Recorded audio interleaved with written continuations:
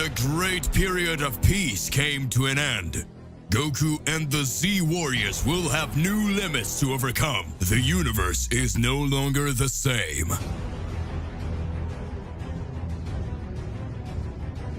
Goku will have to overcome his limits. And in the great game the gods created, mortals are but pawns. It seems the gods want to play again. The most incredible battle of all time is about to begin. I better get them out of here so they don't destroy everything. Do you really think you can challenge a god? This time will be different. We won't be just entertainment for them. No, I'm the one who makes the rules. It's gonna be awesome.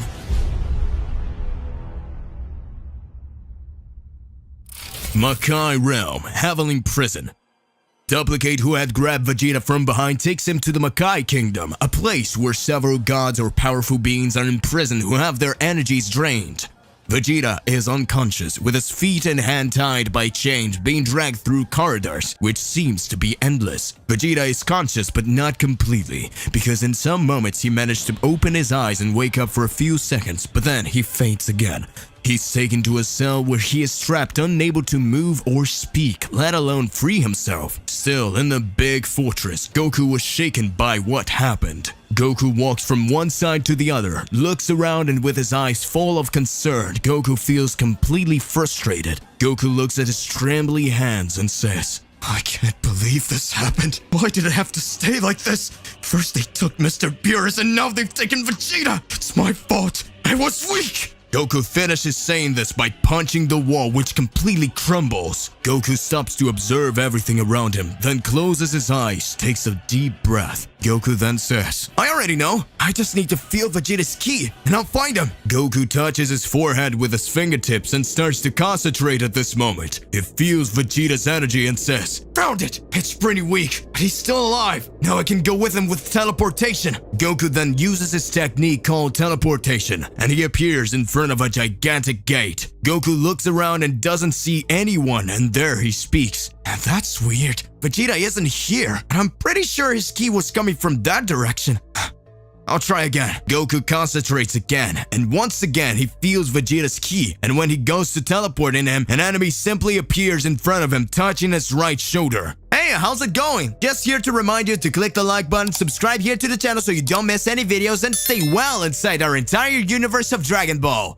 Let's go back to the point. Goku is startled and takes 2 steps back, and his enemy says, Hello, intruder. Everyone calls me Teleport, and it's a pleasure to meet you. Goku, with a scared look, looks at the villain and says, Teleport? How? He appeared out of nowhere, so he can teleport too. That being looks at Goku and says, Now, where are my manners?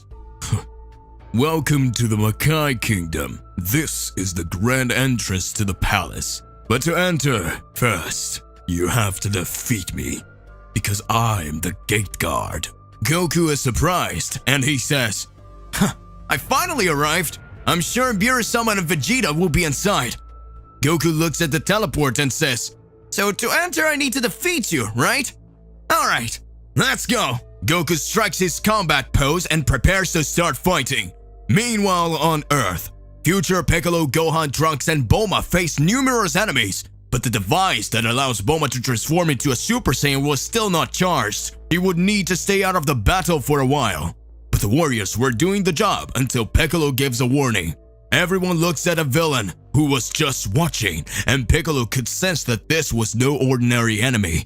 After Piccolo, Gohan, and Trunks defeat countless enemies that Bean approaches, he comes closer, clapping his hands slowly and smiling. And at that moment he says, Congratulations! You're very, very cute. They managed to defeat several demons quickly, and I'm really impressed. I ended up getting excited to see you guys fighting, and I felt like fighting too. Gohan looks at Piccolo, then at Trunks, and says, Guys, I'll go first. If I defeat him, maybe you won't even have to fight. Trunks then says, But it's not fair. He seems to be strong. I also want to fight him. Piccolo says, You don't have to worry. I'll finish him off so you don't get in the way. The three warriors are there arguing to decide who will fight, and the villain gets serious at that moment and screams, Imbeciles! How dare you disrespect me like that? Assign as soon as you can, or come the three. I'm going to exterminate you anyway. Gohan says, I already know. Let's take a Jakin Po. So whoever wins, go first. Piccolo is embarrassed and says, That is a child thing. Gohan responds, it's the right thing to do, so whoever fights him will be chosen by luck. Piccolo agrees and the three begin counting. 1, 2, 3, Jakin Po! Piccolo makes scissors, Gohan also makes scissors, but Trunks makes stones, thus being the winner. Gohan looks serious at Trunks and says, Trunks, be careful, he can be dangerous. At that moment, Trunks nods, just agreeing with Gohan. He turns and walks towards the villain. The enemy looks at Trunks and smiles and then starts to say, so you'll be my opponent. Very well, my name is Sonata, also known as the Great Lord of Silence. After my enemies face me, they will never hear another sound again. Trunks smiles and says, stop being an idiot and let's get started already. Sonata was an amazing warrior with very peculiar skills. He could manipulate sounds, causing his opponent's eardrums to explode. But during his battles, he spoke singing. For so the sound waves he released had reverberated around him, thus increasing his powers. Back to Makai Kingdom. Goku was in front of Teleport. The enemy will just spawn and then decides to attack. Goku charges towards him with his fists clenched, ready to land a punch. And suddenly the enemy uses a type of teleportation, disappearing and reappearing behind Goku, hitting him. Goku falls to the ground with his face dragging over the ground and a handful of sand enters his mouth. Goku gets up, spitting out the sand he ate and saying, oh God, that's so gross. You surprised me now. Man, you're amazing, know how to use this technique, but it's not the only one. Goku prepares to teleport, but Teleport appears in front of him again and touches Goku, thus annulling his technique. And then lands a kick on the head of Goku, making him fall again. Teleport then starts saying, it's not just that, my dear. Not only can I teleport, but I can also nullify the technique of someone who has this ability. Although this part is a little useless after all, hardly anyone appears who knows how to use it. Goku stands up and sweat starts pouring down his face. Goku with a serious look says, damn it, how am I supposed to defeat someone I can't touch? And that I can still nullify my teleportation? Damn, this guy's really dangerous. Goku tries to attack again, but Teleport starts changing places quickly, and then it starts to say, intruders like you also knows how to use Teleport. I'll show you something interesting. He begins to teleport quickly from one side to the other, and thanks to the speed of his teleportation, several clones of him appears in front of Goku. His power is incredible, and the mastery of the technique is simply unimaginable. And then all the clones start talking at once. Intruder, you really are an incredible person for knowing how to use teleportation. But even if you trained for thousands of years, your technique will never be like mine.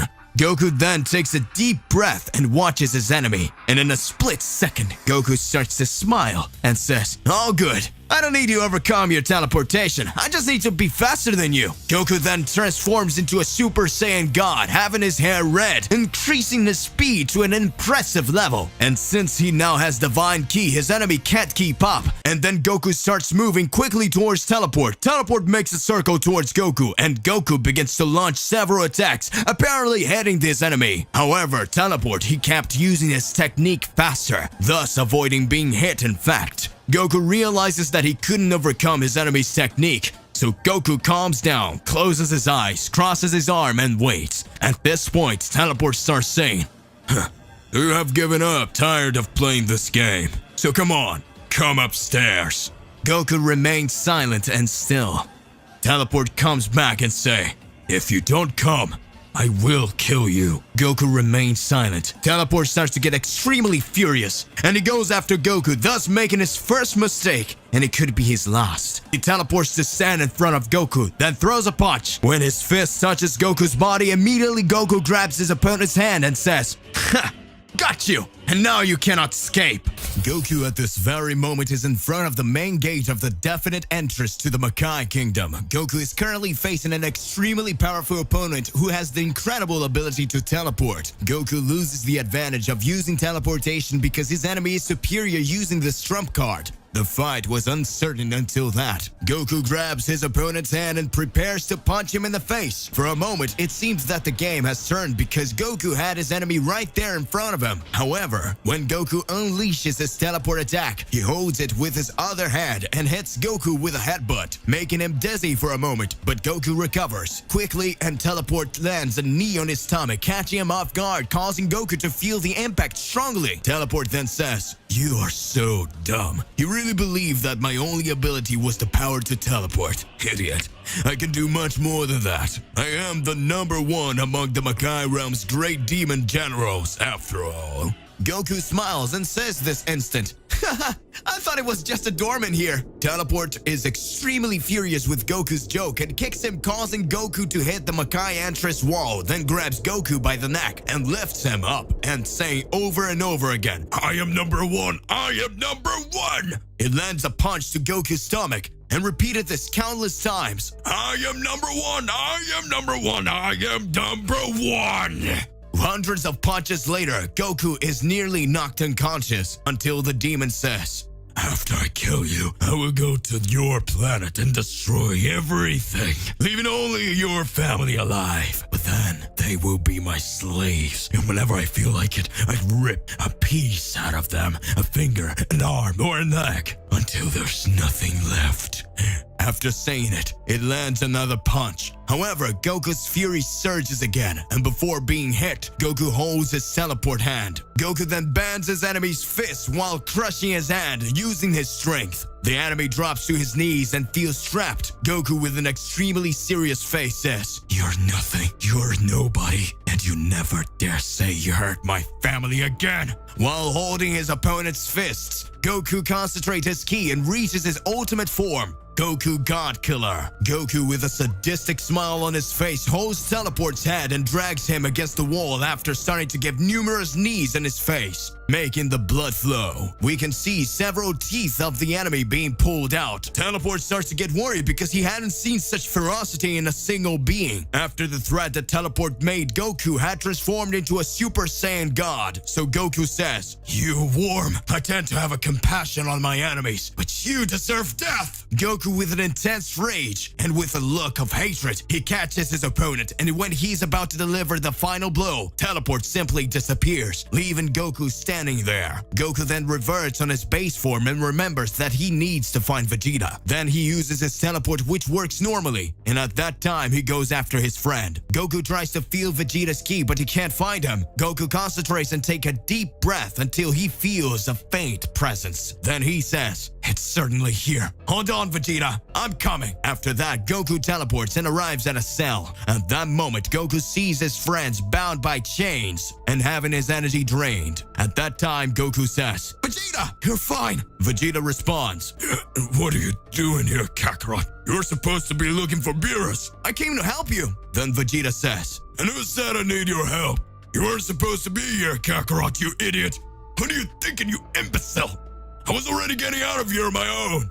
So even against Vegeta's will, Goku helps him by shooting a blast of ki, breaking the chain, and he finally manages to break free. Goku looks seriously at Vegeta and says, "Now, let's find Beerus."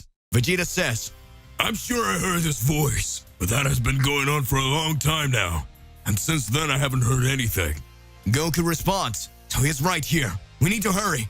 We return to the planet of destruction and we see Whis walking along a long corridor. Inside the great palace of Beerus, at the end of the corridor, there's a door that was locked. Whis, with slow steps, approaches. When his hands touches the doorknob and when he turns, the door opens. A small crack of light enters the place, and we can see an unknown silhouette form in the shadows. And from the middle of the darkness, red eyes appear. Meanwhile, on planet Earth, we can hear a song. "Don't forget a dark hole, you'll get punched. Don't forget that lesson note, you have a face in the dirt." At this moment, the villain holds Trunks by the hair, dragging his face on the ground, destroying some rocks. Gohan and Piccolo says, "Trunks!" Bulma looks on in amazement as she sees her son being humiliated. Sonata continues to sing with a slower, higher melody. See in the eyes of your friends the suffering I will cause. You thought I was a match for you, and in the end, I will humiliate you. Gohan and Piccolo think about interfering the fight, and Gohan says, Trunks, I'm coming! Trunks raises his hand and yells, No, sir, Gohan! This is my fight! Do not interfere! Gohan clenches his fists and starts to get furious, but does nothing. Sonata again changes the melody of her song, and with a deep voice on a heavy beat, he starts to sing a Rocky song. Don't be a sucker or proud! Don't stay at rock bottom! You without your friends! You're not a match for me! Get up soon, this is your end! Trunks gets up slowly with his legs wobbly. The Sonata music makes him weaker and weaker and increases his opponent's power more and more. Yet Trunks, being a proud warrior of his father, continues to joke and says, Dude, don't be ridiculous. Your music is so dumb. The only thing worse than that is having to look at your ugly face when you're singing. Sonata is furious and responds, So you don't like this rhythm, huh? Then tell me, what do you think about opera? At that moment, the Sonata takes a deep breath and begins to sing her beautiful opera. I told you that you weren't able to keep up with the attacks from someone so insightful. Before we continue, I am so sorry about my singing voice. My voice is a bit tired, but I'm gonna sing anyway. Opera, let's go.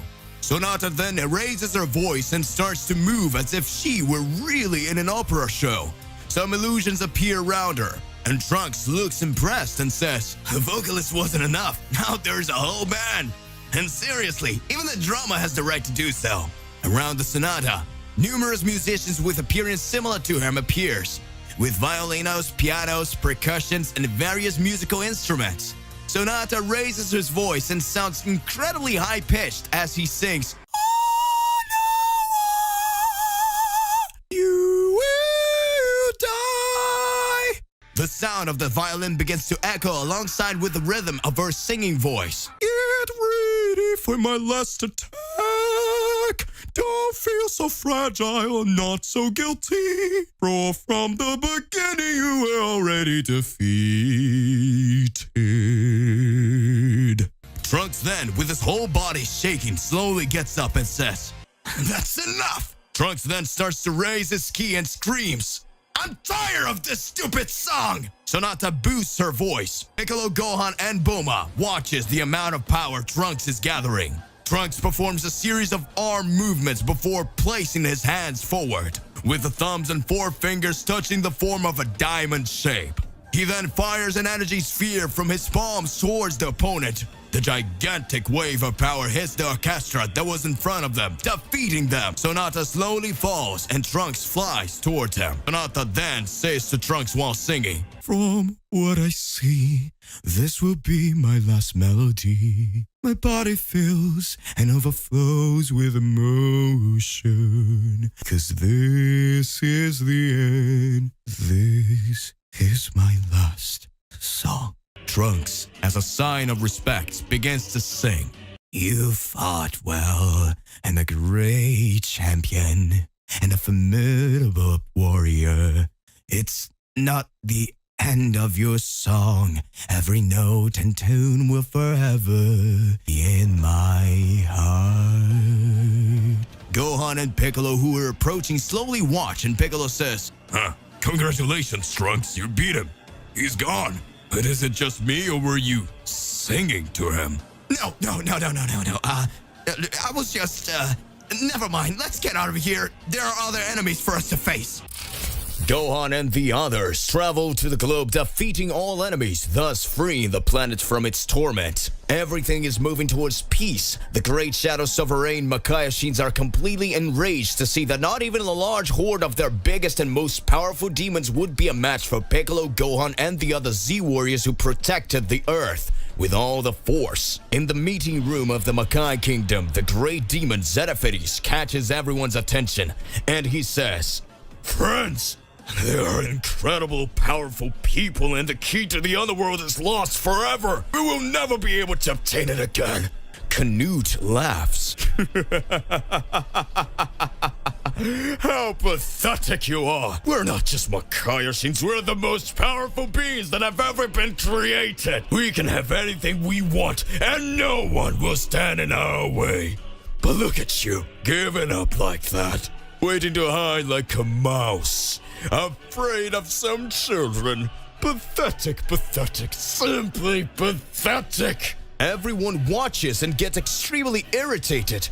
A few seconds pass and Canute makes up his mind, and he claims, "It's decided. This time, I, myself, will go in search of the key to the underworld." Everyone looks extremely surprised. He pushes his chair back slowly, and with a slight smile on his face, he says, "Don't forget, take care of those two Saiyans. Leave the Earth to me." At this moment, he starts walking and leaves the room, leaving everyone else stunned and perplexed except Bobo. A Makaiashin with a peculiar appearance, he had numerous similarities with Majin Buu. Knowledge, he also stands up and says, "The rest of the problem is up to me. All of you, get ready. Leave the cube so that we can get to that place." They all look extremely curious. One of them says, "Are you sure we should take them there?" Bobo says, "This is obvious and our alternative. So far they've only brought us problems. How about we make this problem a diversion?" Everyone agrees and Bobo goes after Goku and Vegeta. Meanwhile, on the other side of the Makai realm, Goku and Vegeta are still near those strange cells trying to find traces of Beerus, when suddenly, the grade 3 generals of the war appear inside a huge corridor in front of the Saiyans. The three warriors, Makai Kingdoms, Duplicate, Chameleon, and Teleport. They appear at the same time in front of Goku and Vegeta. Chameleon says, "How long has it been, insects?" Duplicate continues, "I missed you already." And Teleports ends saying, "Finally, we can finish you off, here and now." At this moment, Goku and Vegeta already raises their ki to the maximum. Vegeta uses his new transformation and Goku turns into a god killer. The powers of the two is absurd, but it is no more absurd than the hatred they were feeling towards those beings. However, demons don't back down. Until in a few seconds through the corridor, a gigantic goo with a dark blue color takes over everything and approaches quickly, heading towards the demons. At this moment, it is possible to hear an incredible frightening voice. We see Bobo approaching at surprising speed as she exclaims, "You pieces of shit! You already had your chance! But let them go! They were humiliated! You good for nothings! Now you will have just one more opportunity, although they will be trapped inside me." The goo surrounds the three demons and completely covers them. They then disappear, and all that was left was a big goo floating around, moving from side to side. Vegeta looks at Goku, and Goku says, "And that is... oh no, it can't be." Bobo absorbs the three warriors and begins to transform. His power increases in an incredible, absurd way. He becomes bigger, stronger, faster, and with the skills he had absorbed, merged with his own. This was no ordinary enemy. This wasn't just a demon. It was some kind of completely different entity. With a gigantic blast of energy, he hits the Saiyans who are thrown away, all around and caught by a gigantic explosion. And when the flash dissipates, we see the three there. Goku and Vegeta on their knees, already in their base forms, and the big villain in front of them. The three are stopped amidst the rubble. The monster, with a smile on his face, just laughs.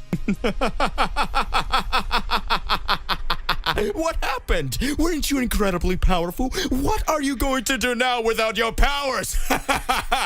Meanwhile, on Earth, the Z warriors are gathered, exhausted after defeating the demon hordes. They're happy, but worried. Gohan says, "Is it really over?" Piccolo answers, "Probably not, but no matter what, we're prepared."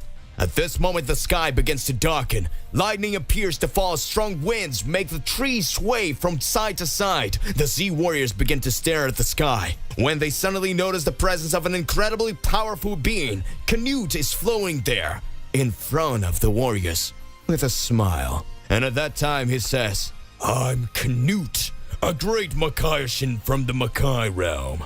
Gohan then says, "His ki is huge!"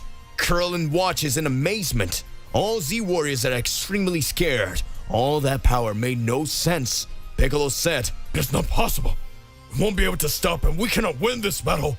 At that moment, all seems to be lost. The evil demon says slowly, "Where is the key?" Everyone is unresponsive. And with an ultimatum, he says, "Good.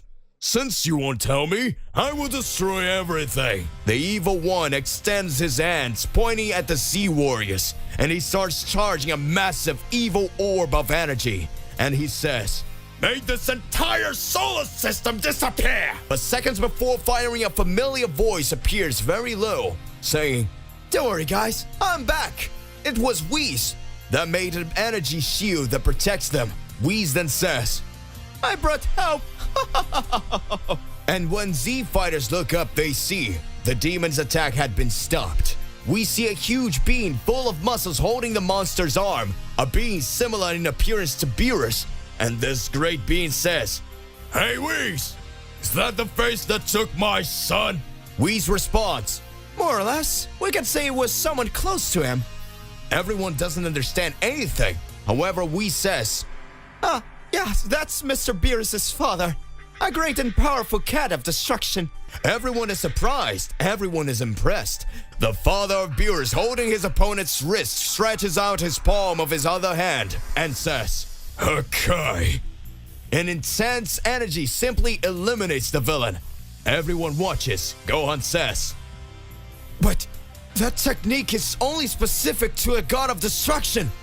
And Whis responds, "No, in fact, he is a cat of destruction. The great Beerus is dependent on him. And all destruction cats have this ability. In a very powerful species, however, few are capable of actually becoming gods of destruction." Everyone is amazed because they realize that they're an absurd, incredible species just like the great Beerus, and some are more powerful than him. Whis then continues explaining, "Now the Earth will be in peace for a while. I brought him here to help protect this planet until Goku and Vegeta return. He will also help you train, so not a demon will dare to come back here."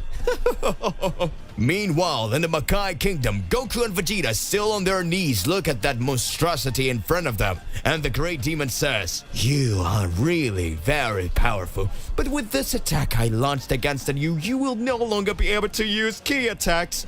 I blocked this skill. You can even raise your powers and get stronger, still being amazing in battles. However, you can no longer attack with ki energy or fire those monster attacks.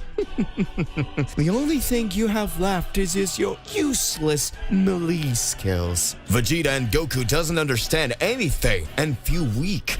The great enemy goes on to say, "So far you have only caused a lot of problems, so we decided to take you to an amazing place where you will discover what true suffering is. You will no longer able to escape this place, and not even the great of the powerful Zeno-sama would be able to escape." Goku and Vegeta are confused. The villain surrounds them with his ki. After that, he says, "Now I condemn you to suffer for eternity. You will be taken away and imprisoned forever. Now, you and the big Beerus, they will be taken to a great heavenly prison. And the beginning of your end, it starts here."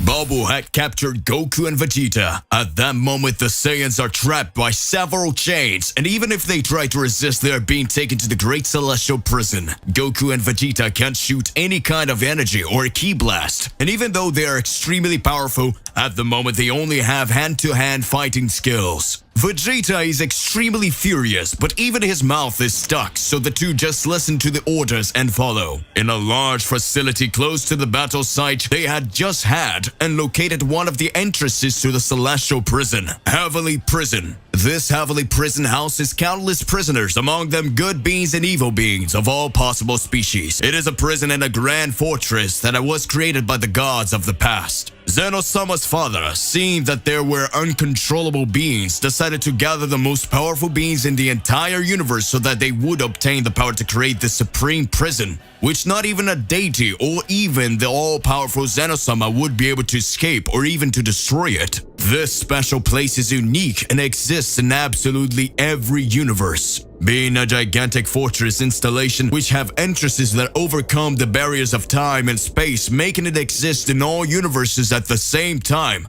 The only prison, the only place that could house beings or deities that no one could ever control.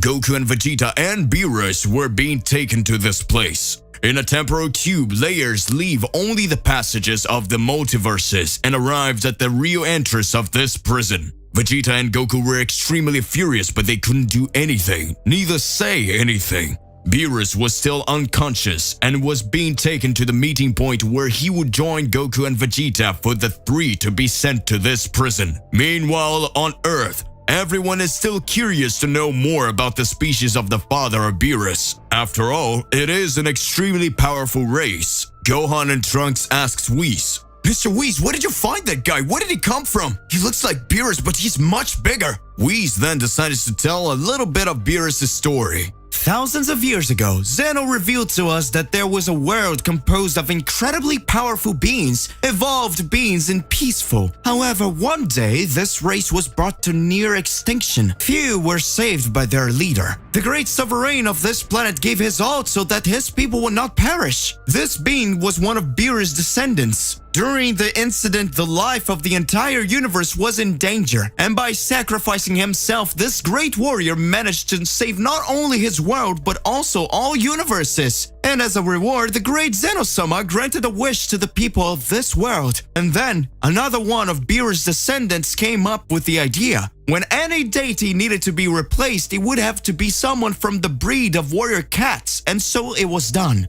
A few years later, the gods of destruction of the universe needed to be replaced, and so Zeno-sama gave this great honor to a cat of destruction, who was one of the ancestors of Beerus. Since then, God's power of destruction has been passed down from generation to generations, and the people of that world that was lost began to see a light of hope. With each generation, a new god of destruction was chosen. But one day, the great ruler of this world had two sons, twins. These children were selected to receive the gift of gods of destruction, but each one should take care of a universe. These children's names were Beerus and Champa, and so their predecessors succeeded and became the deities known today. Everyone is amazed thinking about what they just heard. However, Whis continues to say, I brought Beerus' father here so that he could keep the Earth and this universe safe. That is, until everything is resolved. Because, well, the world of destruction cats is no more. Now the people of Beerus' lineage live in a parallel world whose portal is on the planet of destruction. It's been a long time since we released another cat of destruction into this world. But this time, I had no choice. Everyone watches and listens to the story. Meanwhile, on the Makai Kingdom, Goku, Vegeta, and Beerus are escorted to the heavenly prison. The path is cold and long. An atmosphere of tension hangs in the air. But they are almost there. They cannot move or speak, and even their expressions are being monitored.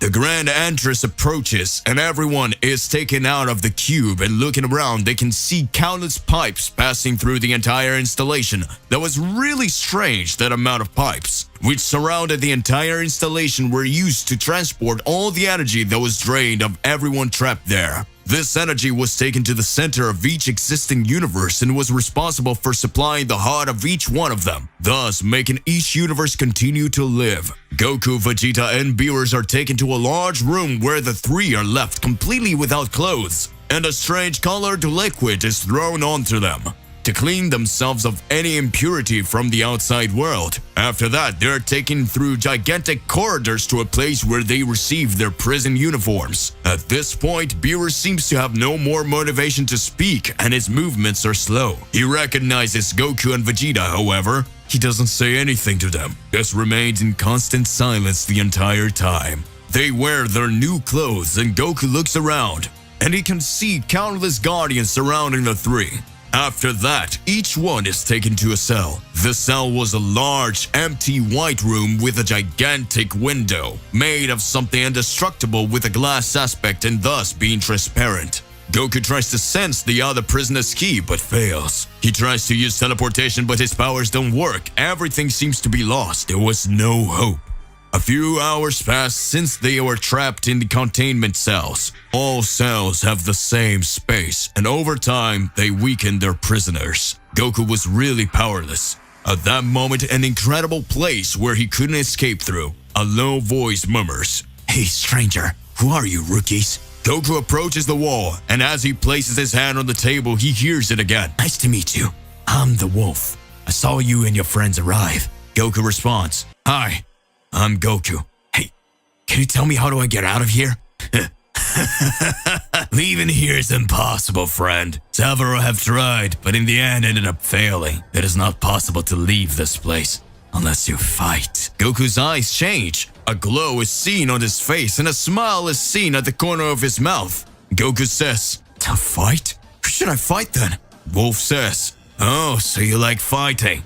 And in that case, there's only one way out of here. Every 10 years, this place starts preparing for an event. This event where countless prisoners fight. They face each other with the objective of gaining freedom. Here in this prison are the most powerful warriors in the entire multiverse, including some gods from the past or rogue demons." Goku is impressed and says, That's incredible. There must be really powerful beings here then.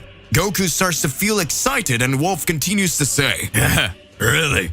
You're the most absurd beings, and the unimaginable power of each one, whew, I don't know how so many were defeated and brought here. It's impressive." Goku says, Is this event like a big martial arts event? "More or less. The prize is freedom, though. But until today, I only met I heard about only one warrior who managed to win." Goku starts to warm up by jumping from side to side and says, So this place is really amazing. I can't wait to start fighting. "You crazy, aren't you? Well, let's see how strong you really are then." Goku says, Do you know where my friends were taken? "They're probably in holding cell next to ours, going through the same things." Meanwhile, Beerus is sitting on the floor of his cell with his legs crossed. We see his eyes open slowly, and Beerus exclaims, "It's finally starting."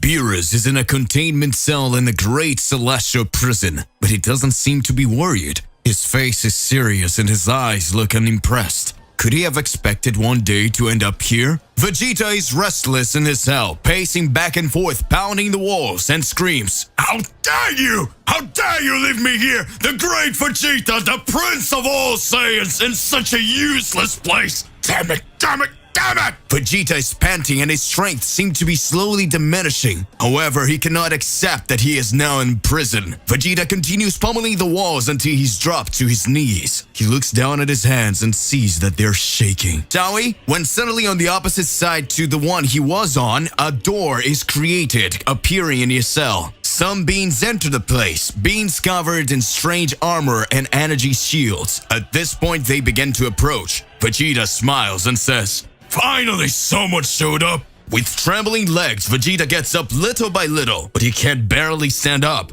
He asks in disbelief, "What the hell is happening? My body is not moving.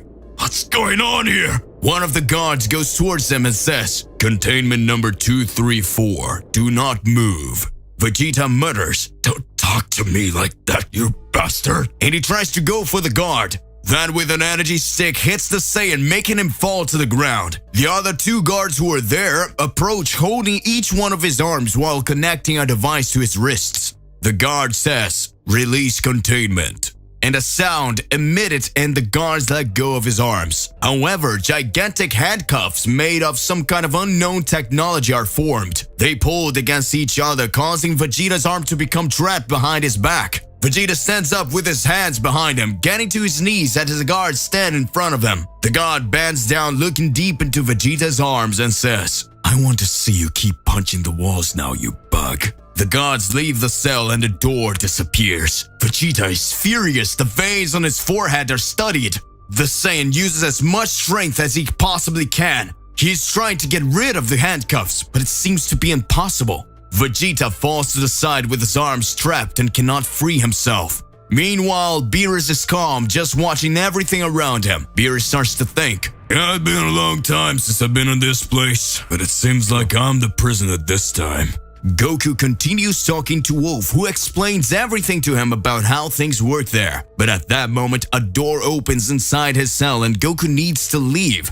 everyone goes to a huge room which would be the cafeteria. Countless prisoners gather there. However, a good part is held in a handcuff similar to the one that Vegeta had been held on, and are accompanied by guards who take them trapped in a kind of containment capsule. Wolf explains to Goku that those are prisoners who don't accept being trapped there, so this way they can be controlled. Goku laughs and says, I hope Vegeta doesn't get aggressive, or he's not going to end up winning all of these. Knowing his temperament, this will probably happen. Looking to the sides, Goku sees Vegeta trapped in the containment pod. Goku is embarrassed because he had just talked about it. Goku approaches Vegeta. At this time, prisoners can interact with each other. This is one of the only moments that interaction is allowed, and this way they can change their routine a little and have some time so they don't end up going crazy. Upon getting close to Vegeta, Goku says, Hey Vegeta, are you alright? We have to find a way to get out of this place. In the meantime, stay calm so we can think of something. Goku looks around and is in for an unexpected surprise. Goku manages to see Beerus, who apparently was already getting used to it. Beerus has a flag in his hand. With a strange Goroba, Beerus approaches a table and sits down. Goku raises his hand and yells, Mr. Beerus! Mr. Beerus! I found you! Beerus is embarrassed. Everyone looks at them. And Goku approaches. Wow, that's a nasty food, isn't it? If we intend to remain strong, we cannot go without food, even if that food sucks. Yeah, you're right. At this moment, the two starts to eat, the three start talking. Goku talks about the prison tournament, and Beerus says that he already knew about such an event.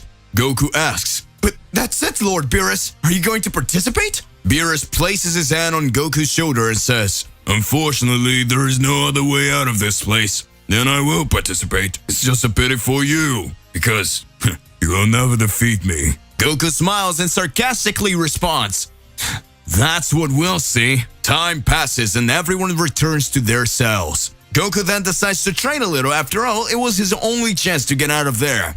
Goku starts throwing punches and kicks in the air to improve his physical abilities. Wolf, who was also a great warrior, upon hearing the sound of Goku's training, decides to accompany him. With every move of Goku, Wolf was still mirroring him. They were training their physical skills as the fighting in this prison would be hand-to-hand, and so they remained training for hours. And several days pass. At this point, Vegeta has already calmed down. Goku has already talked to him and he's already aware of the tournament. Vegeta is in his cell, but now he's free of his shackles because he had decided to get stronger and participate in the event so that he could get out of there as soon as possible. In another corner of the arena, we see Hades, an ancient deity from another universe who, due to his virtually limitless power, was prized there. This was also his chance to leave. Hades was a god who didn't care about mortals, cruel ambitions, and dreamed of becoming the supreme deity.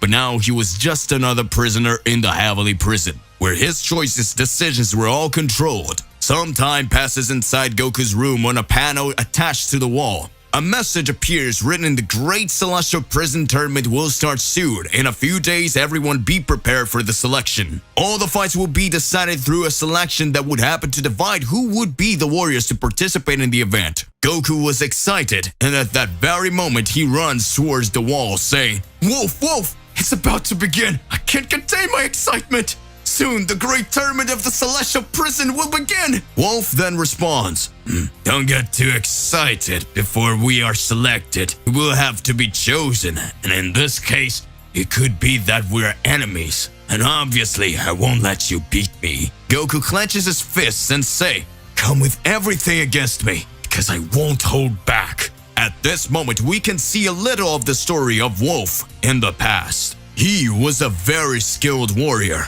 A great warrior who fought to become stronger among everything. He had gone through difficult times in his life. He had to leave his family and friends behind, and he stopped believing in everything he believed in so that he could only believe in his strength. Wolf began to follow the great deity of his universe and fight his battles in order to achieve his ambition. But at a certain point, Wolf was betrayed, and a long time later he was judged in this prison, the Celestial Prison. So his story continues until the days of today. The great tournament in the Celestial Prison was similar to the tournament on Earth, where each warrior would face each other. So his world would be eliminated, advancing to the next stage, and each day that passes, this tournament got closer and closer.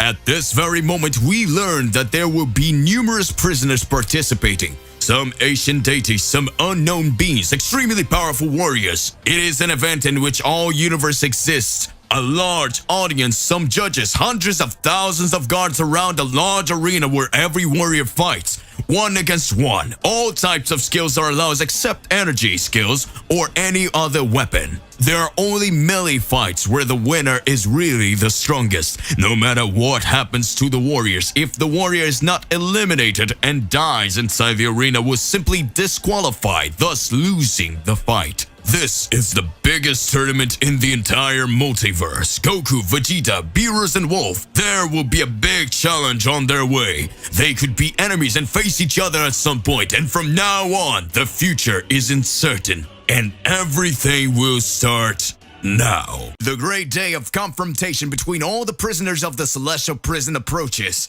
Beerus is meditating in his cell and doing simulated combat in his mind. This being a visualization technique so that he can train and reach his full potential. In his mind, his enemies are seen in the worst possible scenario with their minds level on a maximum. Vegeta is doing push-ups and sit-ups so he can train his body to the maximum. We see the sweat pouring down his body and hear the same count. 6,894, 6,895, 6,896, 6,897. And the count goes on and on. Vegeta intends to maximize his powers by training his body to unimaginable limits. Meanwhile, Goku is just sitting in front of the screen with a message that the selection of participants will begin soon. Goku was so anxious that he couldn't train. He was extremely anxious as he watched. We could see his eyes twitching and his hands tense from the weight. At that moment, we can hear Wolf's voice saying, "Hey, Son Goku. You seem to be very excited. Son Goku!" Goku still doesn't respond a thing. Silence. At this moment, Wolf screams, "Hey, Son Goku! Are you there?" And Goku is startled to hear looking at the side of the wall. Goku is embarrassed, puts his hands behind his head and says, sorry man, I was waiting for this message to change. I was a little distracted. Wolf then responds, "Looks like you're pretty focused, isn't it, Son Goku?" I thought I would be looking forward to you in an amazing person. Goku starts laughing. Suddenly a beep is listened. Goku quickly looks at the panel and there was written, "Everyone go to the main room." At this moment, Goku starts to smile. He raises his fist and screams, "I finally get to meet them!" We're going to meet the strongest criminals of all universes. A door opens on the side of each cell and everyone makes their way through floating corridors to their appointed location. This time they are not being escorted by even a guard. We see a being called a Pisk looking around and doesn't even see a guard and thinks, "This is a great opportunity for me to get out of here." At this moment, Pisk jumps from his platform and before he could imagine, he is simply disintegrated. A few minutes later, we can see a large open space where countless prisoners are gathered. Above them, we see the warden of the prison, the one everyone knew as the Great Executioner with a microphone in front of him. He looks around. Hundreds of thousands of guards gather. They would be the audience. At this point, the Great Executioner then starts to say, "Oh, you multiversal scum, know damn well why you're here today. Because today, we will start the selection of the 24 warriors who will fight for freedom. Bring the strength meter! And all the prisoners, position yourselves! One next to the other so we can start as soon as possible." Everyone starts to form a huge line while some guards bring a gigantic machine with a huge panel attached to it. The prison warden jumps towards the ground and lands in front of the prisoners. Walking back and forth, he starts to explain. "Each of you will come closer. When you get in front of the machine, use all your strength in one punch. And the platform right there will define whether or not you will Each of you will get closer. When you get in front of the machine, be sure to use all your strength in one punch. And the machine meter will define whether or not you will be able to participate in the tournament. The criteria are as follows. As you can see, the strength level is rated from 1 to 10. To become a participant, the minimum of your punch must reach, and the number 9 who goes below that will not have the chance to participate. Goku watched with a serious look. Wolf, who is at his side, asks, So, does Goku still think it's going to be that easy? Goku responds, I don't know. I didn't understand anything of what he just said. Wolf puts his hand in his face and mutters, Dude, you're such an idiot. He said, just punch there. If you're strong enough, you will participate. If not, you won't. Goku makes a fist and slams it against his other hand and says, Oh, now I understand. Wolf laughs. You really are a figure, Goku. Vegeta and Beerus are on the other side and are already starting to feel excited. Vegeta will fist and say in a low voice, This is my chance to face you for real, Kakarot. Beerus just smiles. Everyone is excited. The prison warden then says, Let's start! One at a time! You approach and strike the machine. Deliver your best blow. Suddenly, a gigantic being covered in muscles, with an extremely monstrous aura approaching. With each step of the monster, the ground starts to shake. The gigantic monster then says, It's just right here, right? With shaky legs, the director says, Yes, and just throw your best punch. The gigantic then puts his support foot back, raises his fist, takes momentum, and delivers an incredibly powerful punch. An extremely loud sound is created when the blow hits the machine, stamped on the screen, and a few moments after the punch's number changed, being changed to number 3. Everyone is surprised. The punch had been extremely strong, but he only reached number 3, so the giant would not be prepared for the tournament. The great director said, Take him to the cell. He won't participate. At this moment, everyone is tense. No matter how easy the selection seemed, everyone noticed that it would be much more difficult than they imagined. Wolf looks on with a smile on his face. After that, several prisoners tried. However, after more than 40 candidates tried to show their strength, not one had managed to reach even 5 points. That way, we still didn't even have a classified prisoner to participate. At this moment, a presence takes over the place. A being slowly walks with a sadistic look on his face.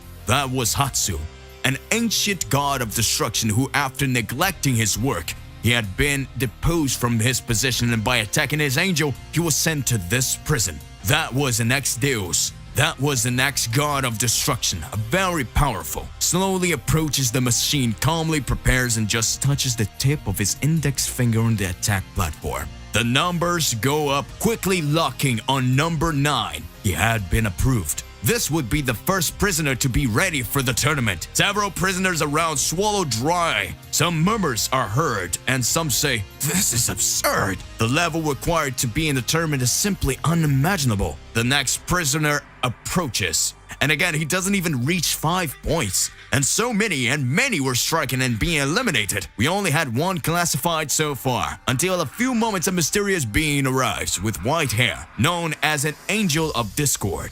Known by everyone there. After all, he was one of the angels that accompanied a god of destruction. But after rebelling, he eliminated his god of destruction and began to wander alone, destroying his universe almost completely. The angel approaches and strikes. The number advances quickly, reaching 9.2. We have one more approved. These studs are awesome, incredibly powerful beings.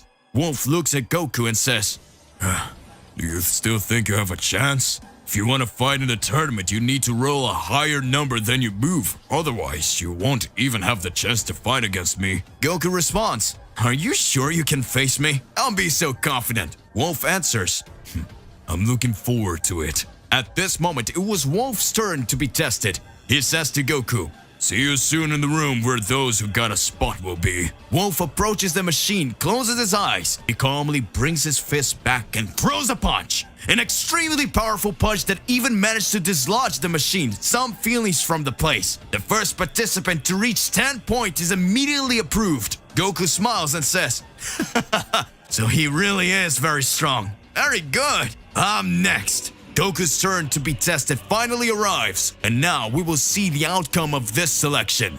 And it's time for Goku to be tested. Several amazing prisoners took the test, but most of the majority didn't even come close to qualifying. As simple as it seems, this is an extremely difficult test. Will Goku be able to pass the test to finally break free of the heavenly prison? The warriors who managed to break through were extremely powerful, but this time it's Goku's turn.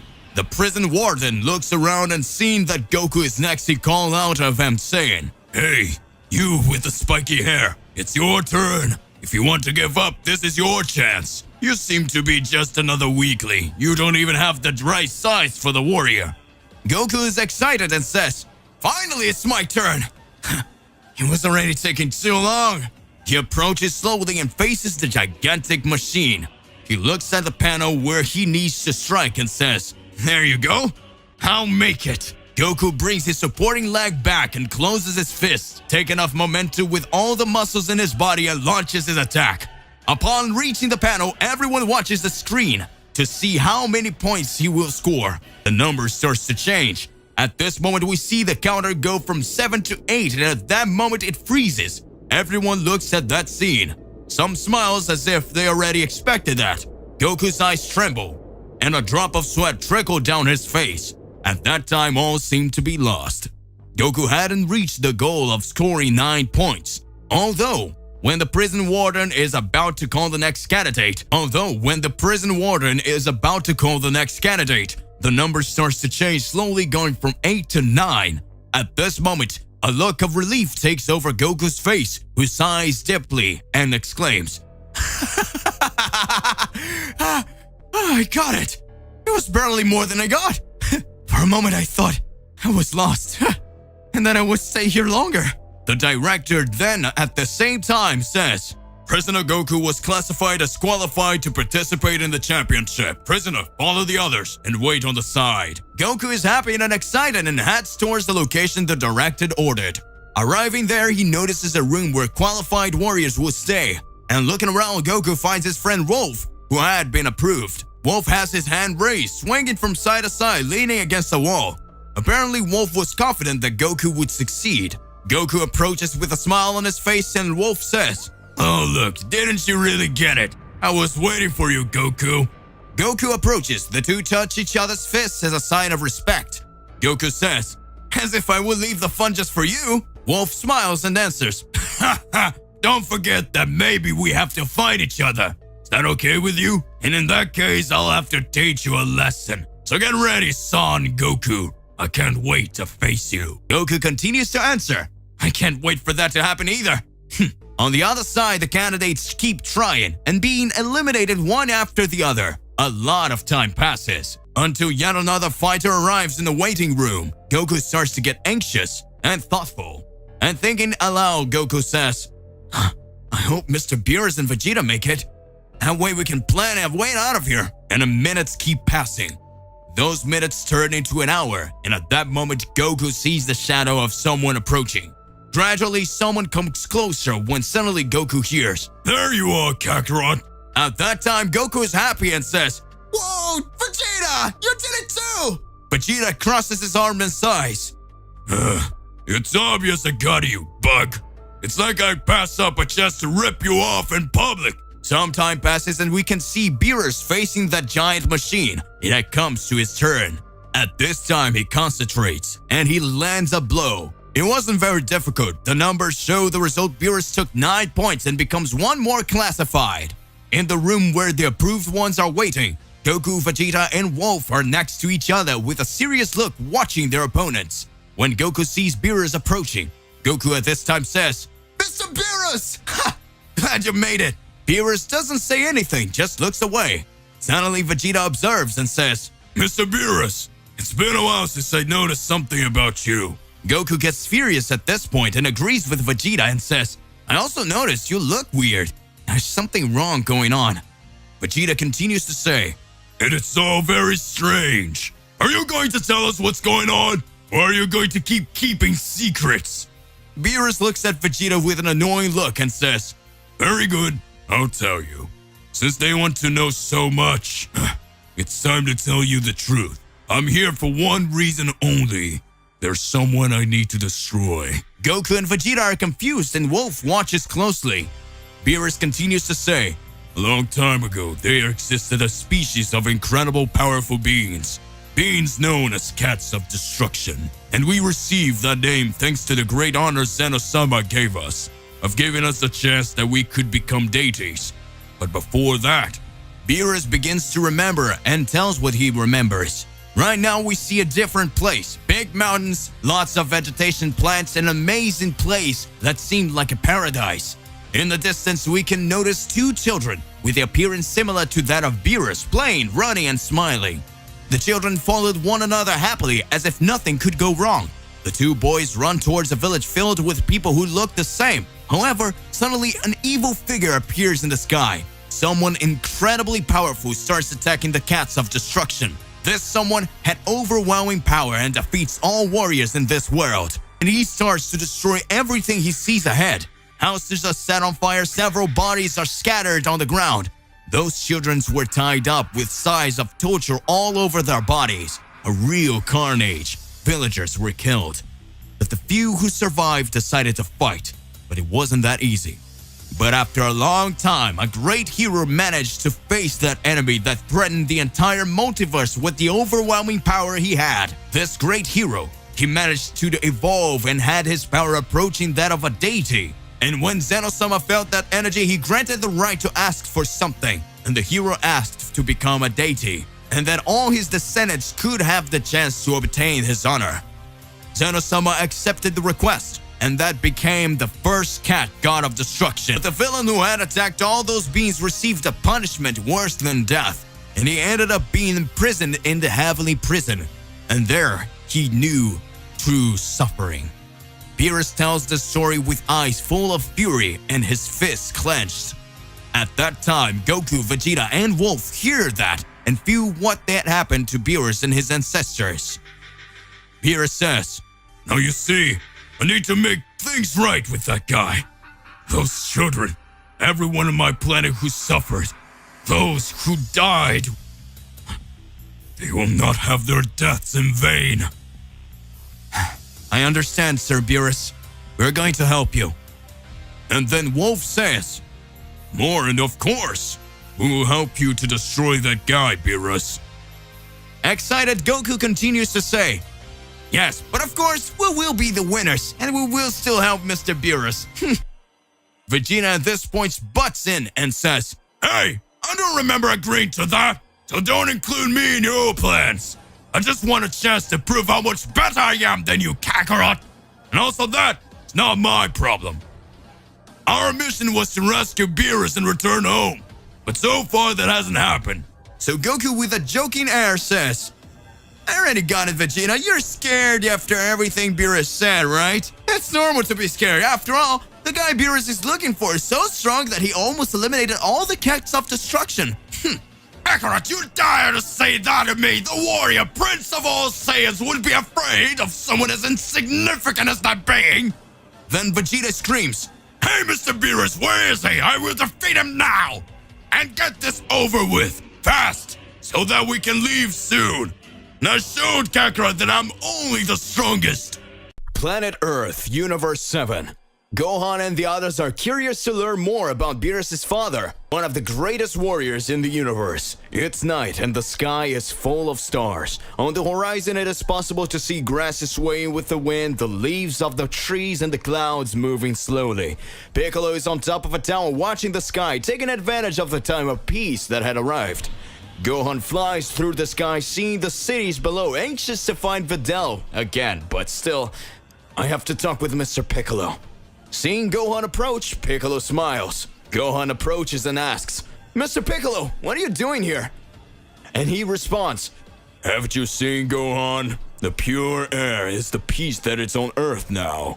Gohan looks around with shining eyes and says, "Of course. And everything's going great now." Piccolo continues, "It should always be like this. Don't you think so?" Gohan then gets curious and starts to say, "Yes, Mr. Piccolo, but where do you want to go with this?" It's nothing. It's just, wait. What did you want from me?" Gohan then forgets his curiosity for a bit and says, Beerus' father! No, he's on Earth!" Piccolo answers, "Yeah, I know." Gohan then continues, "He must be extremely powerful, isn't he?" Piccolo answers, I get it. You want to fight against them, right? No, that's not it. I just thought that we could train with them so that our powers would increase, and if someone shows up, we'd be ready to protect the Earth. I don't think he wants to fight with you, Gohan. At that moment, Gohan takes a deep breath and says, okay. Well, I'll go talk to him. A few days have passed. Meanwhile, in the heavenly prison, all candidates for the big event had been already selected. Everyone was in special places where they could train and wait for the tournament to start. Goku was happy to have some time to train, but unfortunately, the training was individual, so during training, Goku would have to train alone. Goku was wondering what the fights would be like and what types of opponents he would face, as he would be fighting incredibly powerful contestants. The fighters wouldn't be able to use ki power, so it would just be brute strength and hand-to-hand fighting. Vegeta and Beerus were also in individual rooms training Vegeta to push his body to the max by strengthening his muscles and perfecting his speed. Meanwhile, Beerus, he dedicates his efforts to training his mind. We see him sitting on his back with his head down, an eye fixed, breathing slowly. This is the little time left for the battles to begin. There will be about 3 battles per day, having an audience composed of beings from various universes in a separate pavilion where there will be countless prisoners. Hundreds of guards will be doing the security. It will be a grand event containing the strongest beings of all universes. Sometime later, the big moment arrives. Everyone is summoned so that they can find out who is going to fight who. They are called to a hall where there is a giant painting with the name of each participant and showing the order in which the fights will take place. The fight will start next day, and the first fight will be between an ancient god of destruction and a demon. Each participant would fight an opponent. The loser would be disqualified, and the winner would fight the victor of another battle. Goku was anxious and couldn't wait to get started. Goku's fight would be the 5th battle, Vegeta's would be the 9th, and Beerus would be the 12th. Wolf's fight would be his 3rd fight. Time passes slowly. Goku can't wait to start fighting. Back in Goku's containment cell, we see him and Wolf talking. Goku is very excited and asks Wolf, "Dude, do you know who your opponent's going to be?" Wolf replies, No, I don't know who he is, but I've heard of him, and you already know who yours is, right? "The name of the guy who will face me is very strange. It doesn't make much sense to me." Wolf asks, "But what is his name?" Goku responds, "I think it is BS. That's what was written there, but it does not matter. I hope it's a very powerful enemy." The two talk for a while longer and then decides to rest for the next day. And finally, the day of the great tournament has arrived. Everyone is gathered and the first battle will begin. However, it ends quickly. After all, with just a few blows, the god of destruction managed to eliminate that demon. The fight would end when someone was knocked out or thrown off the platform. The second fight starts sometime later and is a combat extremely fierce. The two opponents fight, exchanging punches and kicks until they can't take it anymore. However, the fight ends when one of them no longer has the strength to fight. And so the moment of the wolf fight, the narrator screams, extremely excited, "It's time to start!" One more battle that the participant presents themselves, and the two enter the battle arena. The judge asks if they're ready. The two nod the head, answering yes. The judge then again shouts, "Start!" And the audience starts screaming inside the arena. We see Wolf running towards his opponents, throwing a punch that hits him in the face. Then Wolf delivers a punch from below, hitting the enemy's shin. At this moment, the enemy falls to the ground. Wolf then starts kicking the enemy. Wolf is extremely fast and strong. However, he cannot reach him in this way. The fight begins to complicate the Wolf, so he goes up to his rival and hits him in the face, throwing him out, thus winning his fight. For the time being, the fights are ended with the victory of Prophet. More fights happen in the following day. 3 warriors already had been eliminated, and 3 warriors already will advance for the next stage. The next day arrives quickly. We can see where 2 enemies extremely powerful will start their combat. Everyone observes. The audience that is ecstatic, and we feel an immense rivalry between the participants when the judge says, "Begin the battle!" An incredible exchange of blows begins. It is possible to hear the sound of the punches and kicks. However, in an instant, everything becomes silent. We have one more participant approved for the next step. Now it's Goku's turn to participate. Goku is eager to meet his opponent. When he hears his name being called to enter the arena, Goku goes down the stairs, walks down a corridor, and arrives at the place in front of him. He sees an enemy with a mask covering his face. Goku prepares, clenches his fists, and waits to start. A few moments later, the narrator is heard screaming. A few moments later, the narrator is heard screaming, "Start!" Goku goes towards his opponent, and the two begin to exchange punches and kicks. Goku's rival supports his hand on the ground and throws him up with his feet. Goku's enemy is very fast. He appears on the other side. After using his speed, he punches Goku, causing him to feel incredible pain. Goku turns and strikes him down, but hits the air and manages to locate that being that was extremely fast in addition to being incredibly strong. That person then appears on top of Goku, throwing a downward punch, hitting Goku's head, making him sink to the ground. Then the opponent starts kicking him. This way, Goku feels compelled to react more aggressively. At this point,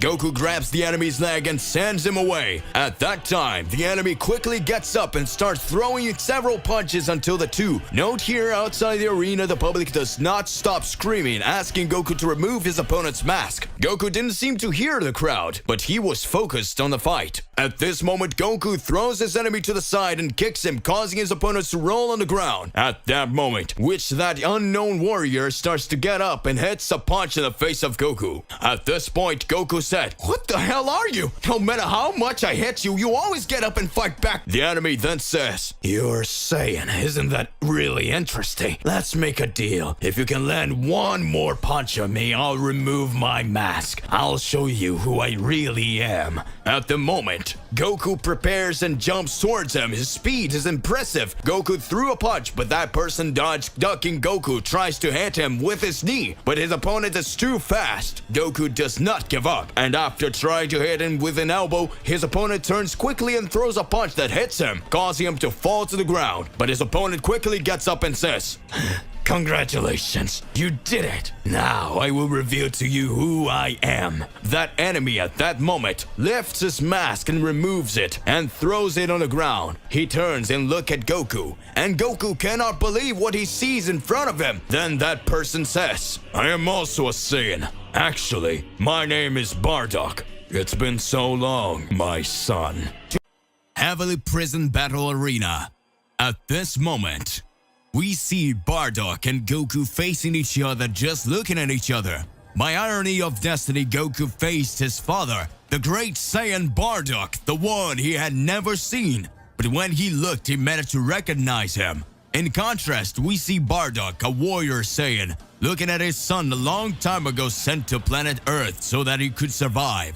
All around is silent. The people watching excitedly are just watching. Countless prisoners, god, guardians, angels, beings from different universes were watching this battle. At this moment, we see a cell where the warriors who would fight could watch, and Vegeta, who was watching, can't believe what he's seeing. Leaning against the railings, Vegeta says, "No, it can't be. That's Bardock, Kakarot's father. I thought he was long dead.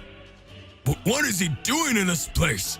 Wolf approaches Vegeta and asks, "Dude, what is that? Goku got so weird all of a sudden, you know that person?" Vegeta keeps looking and just says, "That's Bardock, Kakarot's father."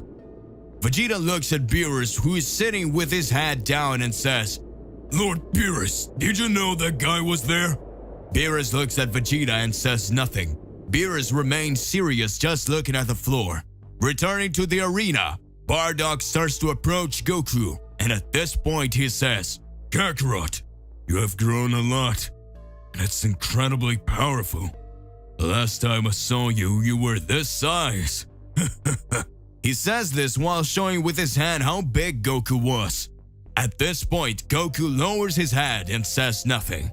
Bardock continues to approach, and Goku says, "Look, my name is Goku." I understand. So if your name is Goku, right? So then, Kakarot or Goku, what do you think about finishing our fight?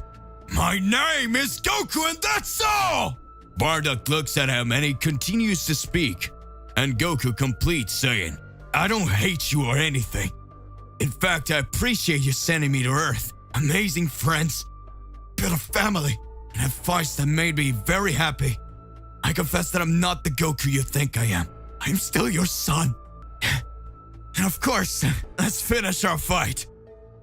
Goku walks forward slowly, and Bardock smiles and also walks towards him. Bardock starts to say, You know, Kakarot, Goku, I've been here for a while. They brought me here for time-space violation or something. But I don't really know how to explain it, but one thing I know, it will be amazing to see how strong my son is. After saying that, Bardock jumps towards Goku, hitting him with a punch that collides with Goku's fists. Goku ducks and spins, punching upwards. Bardock ducks and shoots an underhand kick, trying to hit Goku's legs. Bardock dodges and turns 2 mortal backwards, escaping the blow. Goku looks and smiles. The people who watched return to scream with excitement. Next to a seat, we see several beings making bets. Who will be the strongest? The 2 Saiyans enter into an intense sequence of attacks, but one cannot reach the other. Bardock starts throwing countless punches in the direction of Goku, who dodges or blocks.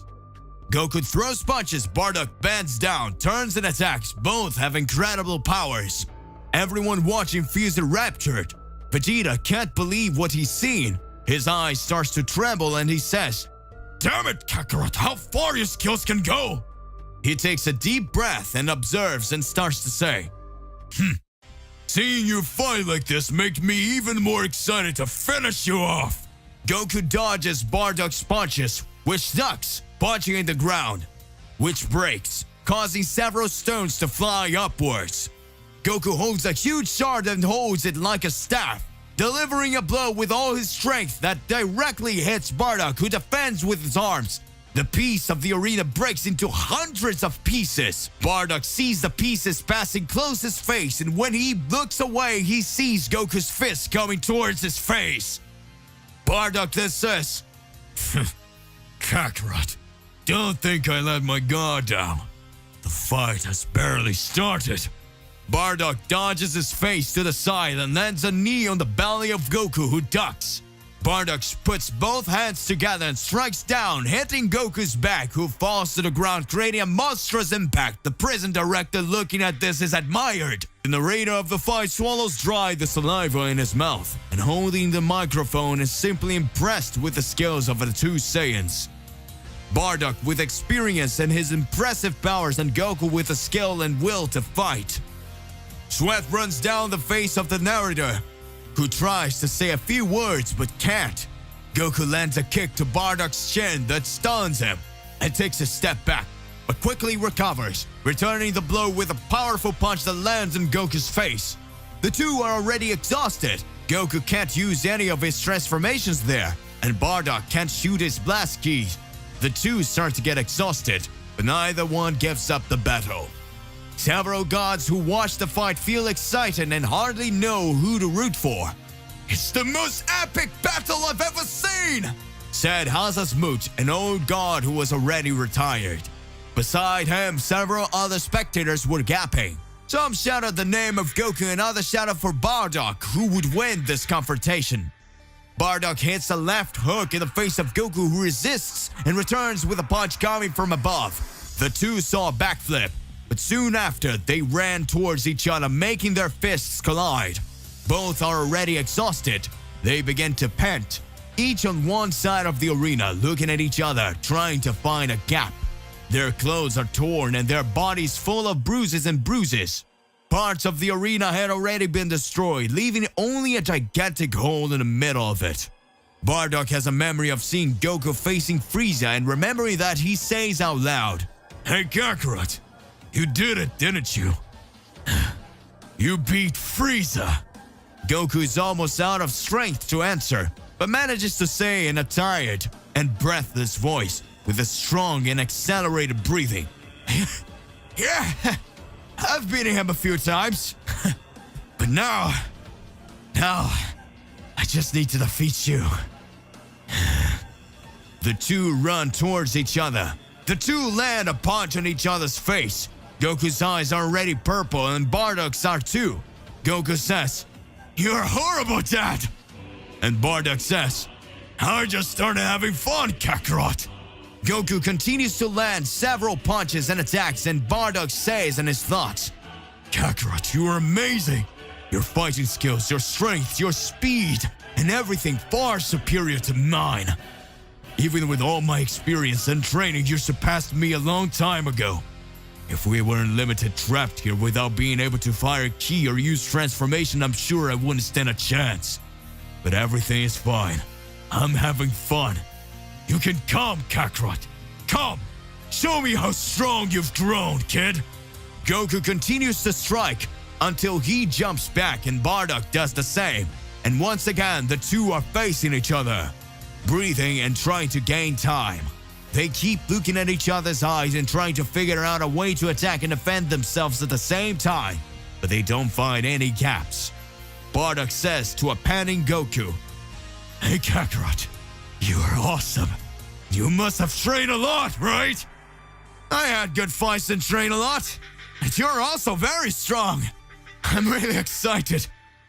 Bardock goes on to say, "We'll keep on fighting until we run out of strength.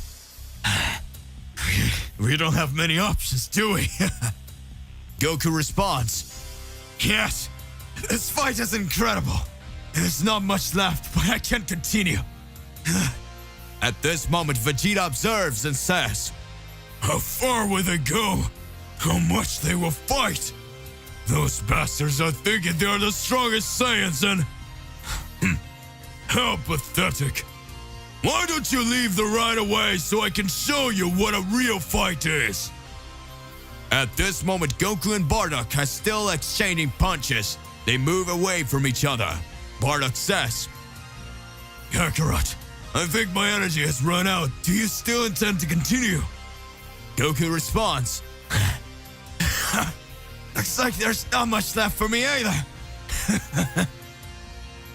Bardock responds, "What do you think about ending in the next blow?" "What do you think about ending this in the next blow?" "Come on then, Dad!" The two run towards each other.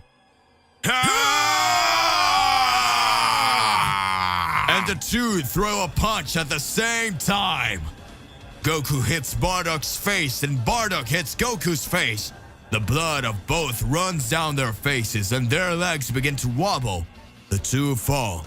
However, Goku remains on his knees a second later and falls, thus being the winner.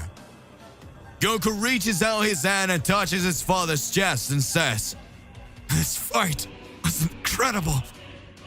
Thanks, Father."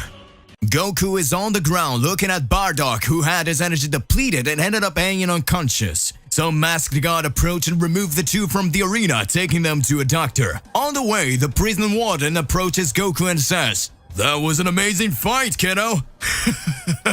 "Keep it up, and who knows, maybe you won't make it somewhere. Although maybe it was just a matter of luck." Goku says, "Soon I'll leave here. It doesn't matter who I have to face." The director just laughs and goes back to finish the fights. The wreckage of the arena is cleared and the arena is quickly repaired for the next fight while Goku and Bardock are in an ephemery. Vegeta, Beerus, and Wolf are just watching the other fights while Goku and Bardock recover. Some time passes. Bardock already feels better and recovering from his injuries. Goku is also ready for another one. At this moment, the two begin to talk. Bardock says, "Kakarot, you grew up very powerful." Goku responds, "I've been through a lot, but I'm still not strong enough. I still want to get more powerful." Bardock says, "You're incredible, because you still want to get stronger. You are incredible. Why do you want to get stronger?" "I can't say why, but I want to get stronger." Bardock smiles as he looks at Goku with a proud son look.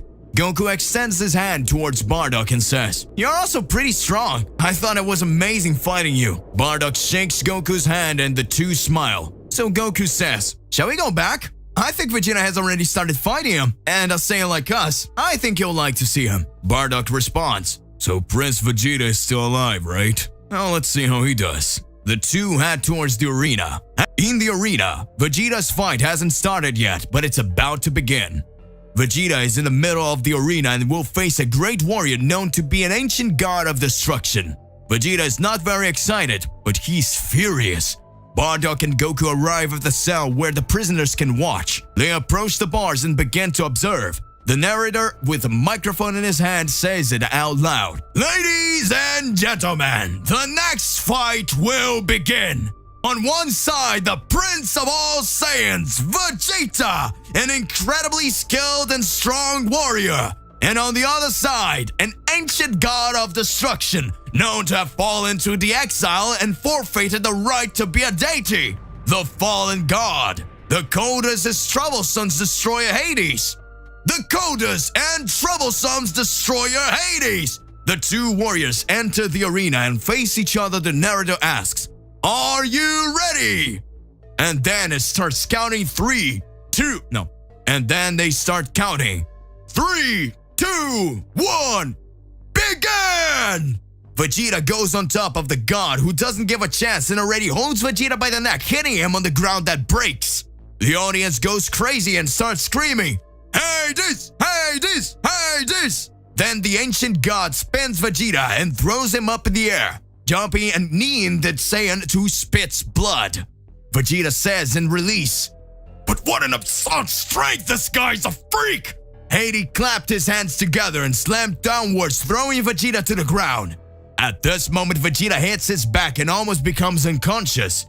And he looks at the side. At that moment, he sees Goku, Bardock, and Wolf, and Beerus watching their fight. And then Vegeta says, It looks like I'm going to let this bastard defeat me." Vegeta grabs Hades' leg that was coming towards him and lands an elbow on his opponent's knee. An agonizing sound is created by feeling the bones collide. Everyone assumes that Hades' leg was broken though. Vegeta, who falls to the ground in pain as his elbow has been shattered by the impact. Wolf looks at Goku and says, "That guy, besides being strong, has an indestructible body. It was Vegeta's mistake to try to break his bone like that." Vegeta, with sweat pouring down his forehead, can't find any gaps. Hades starts approaching with heavy and slow steps towards Vegeta, who takes a deep breath and says, "Oh good, I just need to concentrate." Vegeta concentrates all his breathing and feels his strength being spread throughout his body. Vegeta opens his eyes and says, "Let's go." With the remaining arm, Vegeta strikes. Hades returns the attack and fists collide. The two begin to launch a sequence of attacks, blocking and striking each other. Everyone watching is screaming and applauding. The stakes are rising. The prison warden who was watching through a window says, "That's it! This will be the best edition of all this event!" Vegeta headbutts Hades in his face. Hades' bloods run down his face and Vegeta smiles and says, "Looks like I can't hurt you, you insect!" Blood drips, covering Hades' eyes, who becomes furious and starts screaming, "Ah! Damn it! Who do you think you are?" Vegeta lands a punch in the opponent's chest that makes him dizzy and goes back. But Hades is extremely powerful and doesn't let himself be shaken.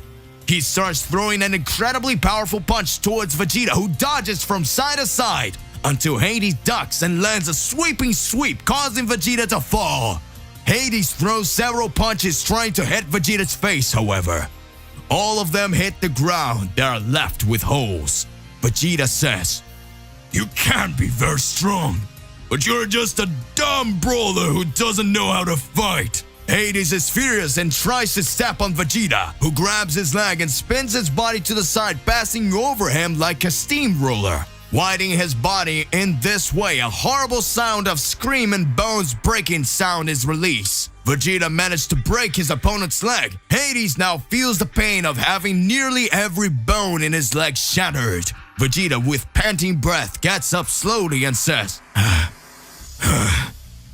finally managed to find a weakness on this idiot. You're not very smart. You're only strong when you concentrate your strength on some parts of your body, so that region is indestructible and incredibly strong. But if I hold you, and you try to attack me, the part I hold will be vulnerable, because you will try to hit me." Everyone watches in disbelief. Vegeta is confident, but Hades gets up and uses only one leg to stand. Does his attack pose, and Vegeta gets angry and says, So you still want to catch up? Hades responds, You're nothing, you trash! Vegeta goes up, but Hades holds his leg and starts hitting several punches on Vegeta, who starts spitting blood. Hades holds the Saiyan by the hair and drags his face to the arena floor. Everyone starts screaming and Hades says, My congratulations for breaking my leg, but I don't need them to kill you! Vegeta then raises his hand and grabs Hades' rib just under his arm and squeezes with all his might. You can see the blood appearing at the site. Vegeta manages to grab his opponent's bone, and then Vegeta spins him to the side, throwing it up, then hitting him on the ground without breaking his rib.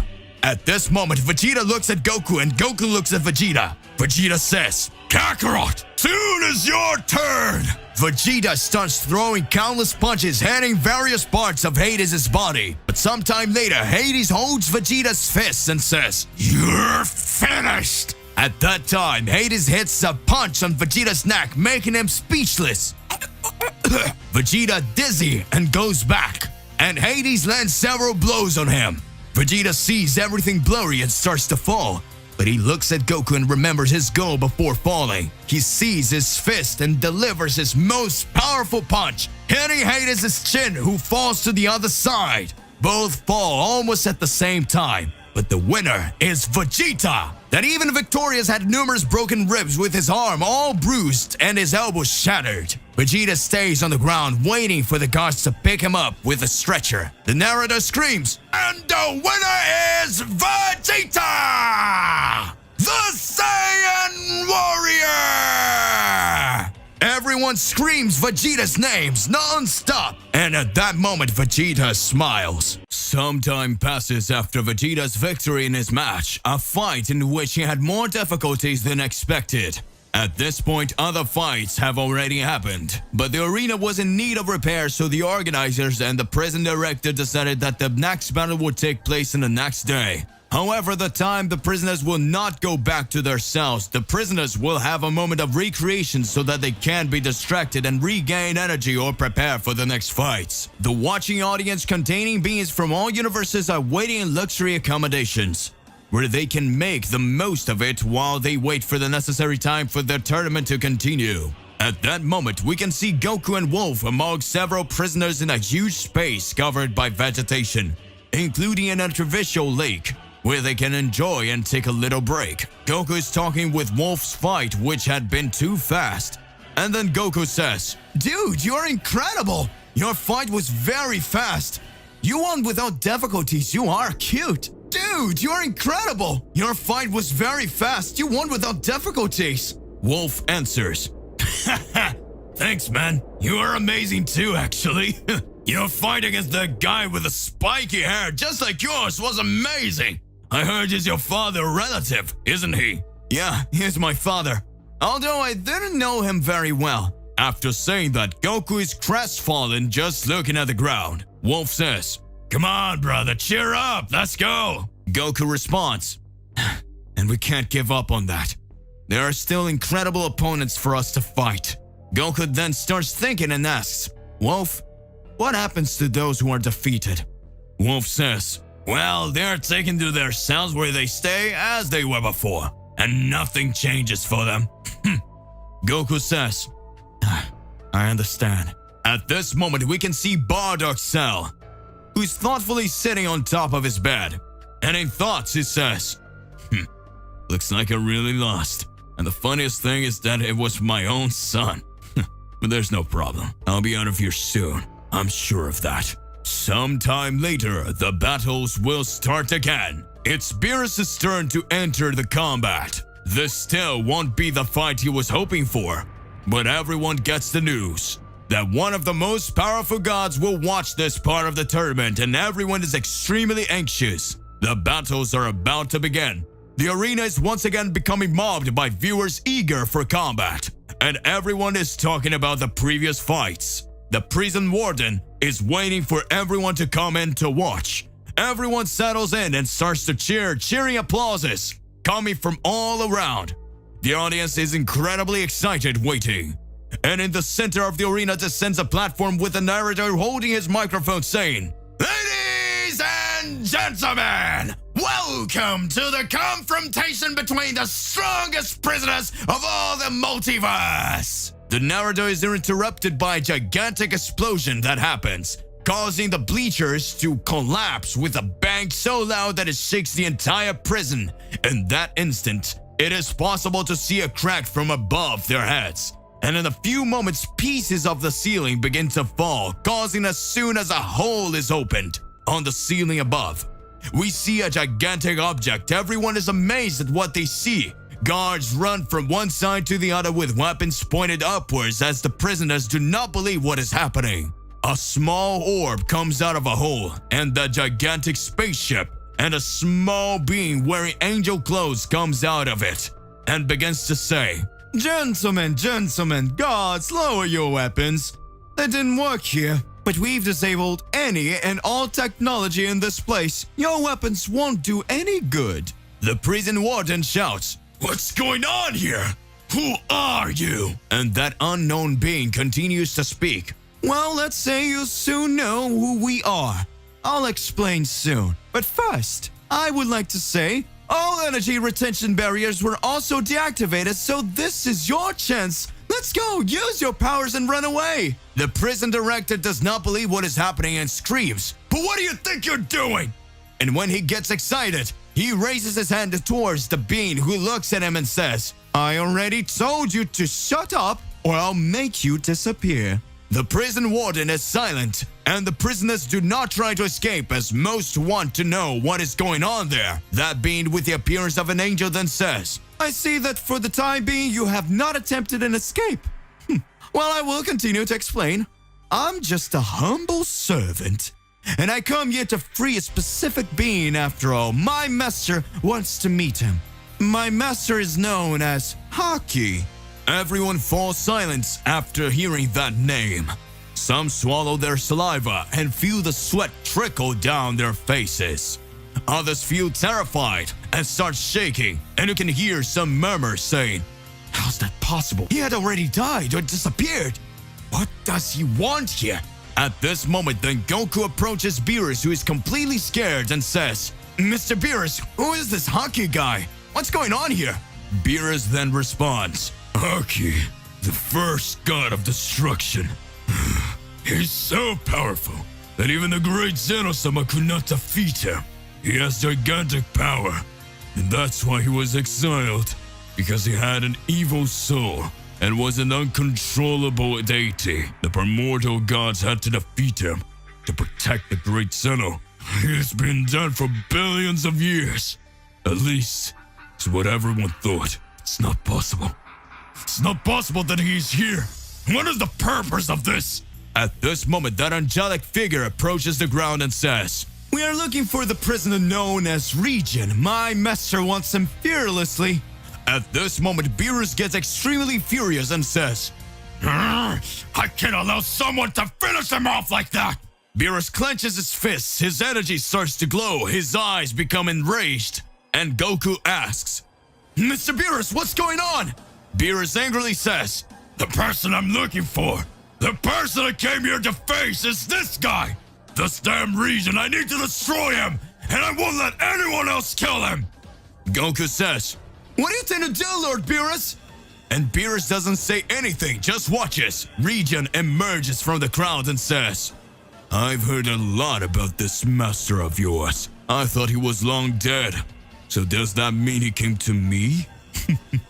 "And he disabled everything in this place that made me unable to use all my powers? I think he's kinda dumb, don't you think?" At this moment, Region approaches the corner of the arena. Beerus looks at him and Faust is extremely furious, barely able to contain himself. The angel who is there making the announcement then bows. He lowers his head and says, "I present to you the supreme god of the universe, Haki, the first destroyer, the annihilator of universes, the priceless and magnificent being, the most powerful that ever existed." At that moment, another orb begins to descend from the ship, and a being dressed as a god of destruction approaches. And as he approached, everyone fell silent with wide eyes. But Region didn't seem to fear him, and facing the oldest god of destruction that ever existed, Region says, Oh, look at you. You don't even look that old. I think being a deity has its advantage, doesn't it? Meanwhile, he's approaching with slow steps as he goes on to say, "What do you want from me? I can know before I tear you to pieces." And then Haki says, "I learned that you are responsible for annihilating the destruction cats. You knew I wanted to get rid of that scum, and I can't let someone like you take the lead in matters that concern no one but me." Legion then says, but this nonsense has been going on for so long. I just wanted to see if they were extremely powerful, but they were nothing more than insignificant rubbish. Haki has something different, an imposing stance, and a fearsome presence. At this moment, Haki says, "It was my business and mine alone." Haki, the first and most powerful god of destruction with a strong personality and overwhelming presence, was there, face to face with one of his prey, someone who had unrivaled power. The great rival of Beerus, someone called Legion. Due to his abilities, he didn't feel intimidated at all, and with his sarcasm and teasing tone, he looks up into Haki's eyes and says, "Who knew a legend like you would be defeated by me? This is pathetic."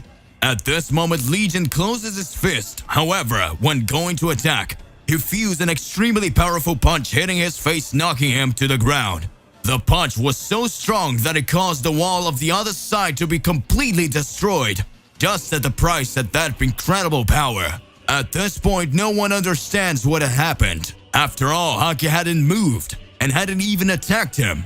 Goku looks to the side and doesn't see Beerus. Yes, at this moment, he was the one who had attacked the Legion. The god of destruction of the Universe 7, Beerus, couldn't hold back and didn't think twice. He just went after his enemy. Legion looks at Beerus and says, "Looks like I didn't exterminate your whole race. There's still one left." Haki looks at Beerus and approaches his face and says, "You're a god of destruction too.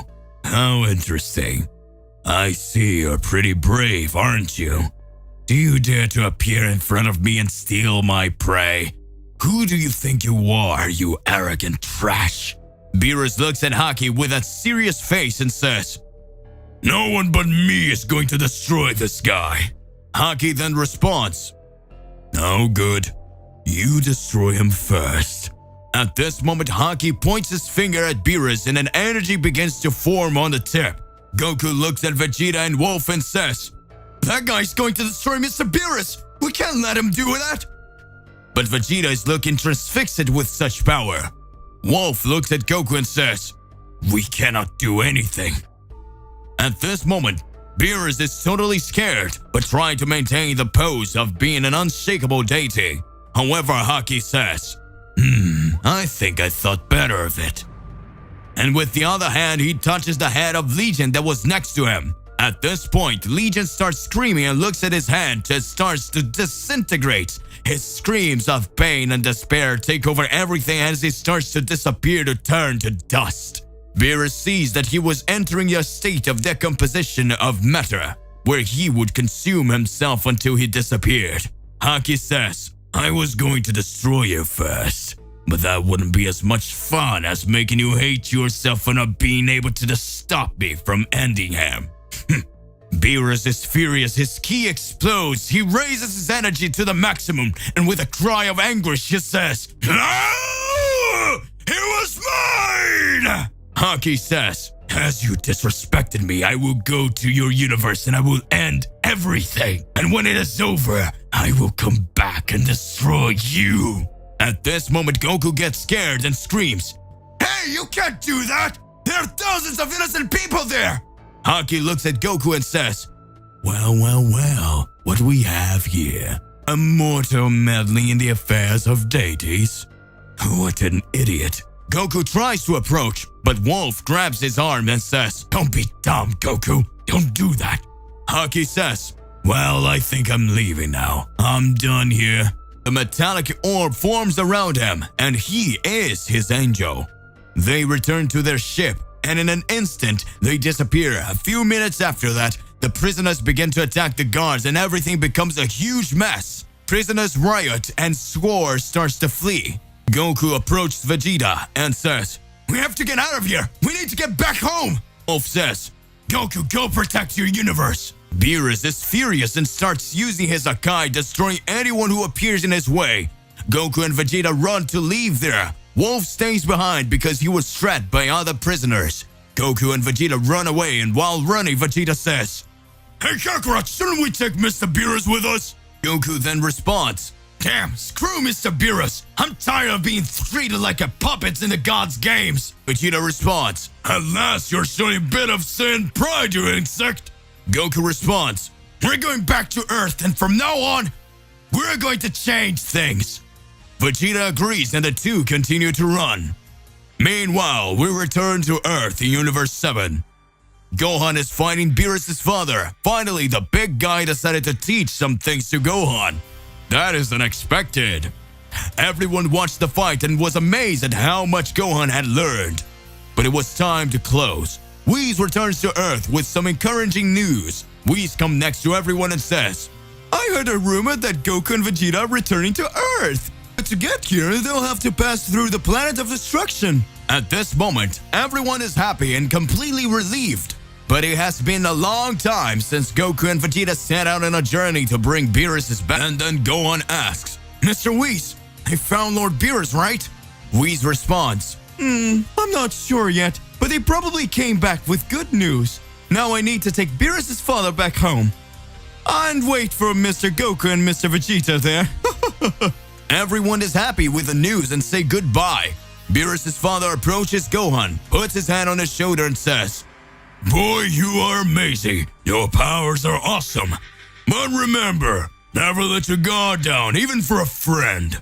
At this moment, he lands a punch in the belly of Gohan, who in pain bends down. And with one of his eyes closed and the other open, with his hand on his belly, makes a thumbs up sign and stuttering in pain says, "I understood. Thank you very much." And then Whis teleported away Beerus' father. Upon arriving on the planet of destruction, the father of Beerus and Whis go to the portal where it would be possible for him to return home, and when he gets close, he says, "It was pretty cool ride. I hope one day I can do it again and maybe fight the Ken again." Whis looks at him with a smile and says, "So you really liked Gohan? He's a very good boy and incredibly powerful. One of these times I'll arrange for you to fight again." Beerus' father then bows and says, "Thank you very much, Mr. Whis. See you soon then." At this moment, he enters the portal and the great door closes. In this way, we see Beerus' father leave for his world. Whis starts walking back to the palace and on the way starts talking to himself. "I feel that Goku and Vegeta are getting closer, but I don't feel the presence of Beerus. Did they not find him? I'll wait, so I'll know soon. About that, I'm going to eat this delicious hot dog I got with Boma."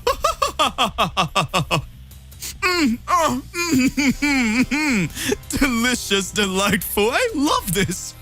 Whis walks a little further to the portal where he left Goku and Vegeta, sit down with his lunchbox and starts eating so he can wait for the heroes to arrive. This is delightful. Time passes slowly, and the time for Goku and Vegeta's return is getting closer. Whis calmly finishes eating and gets up just as the door opens. At this moment, we can see the silhouette of Goku and Vegeta approaching as they finally make it through the door. They are still wearing prison clothes. They are torn, and Whis, recognizing that uniform, says, "But what clothes are these?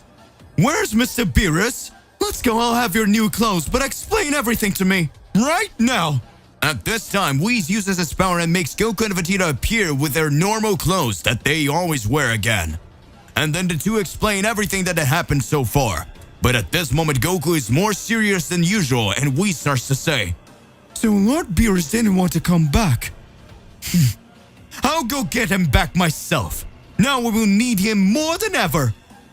And then Goku says, "Mr. Whis, we're tired of these games played by the gods, and we will no longer be a part of it." Whis says, "What do you mean by that?" Goku responds, "I will go home now, but I've made up my mind. I will use my god-killer powers and face all the gods of all universes.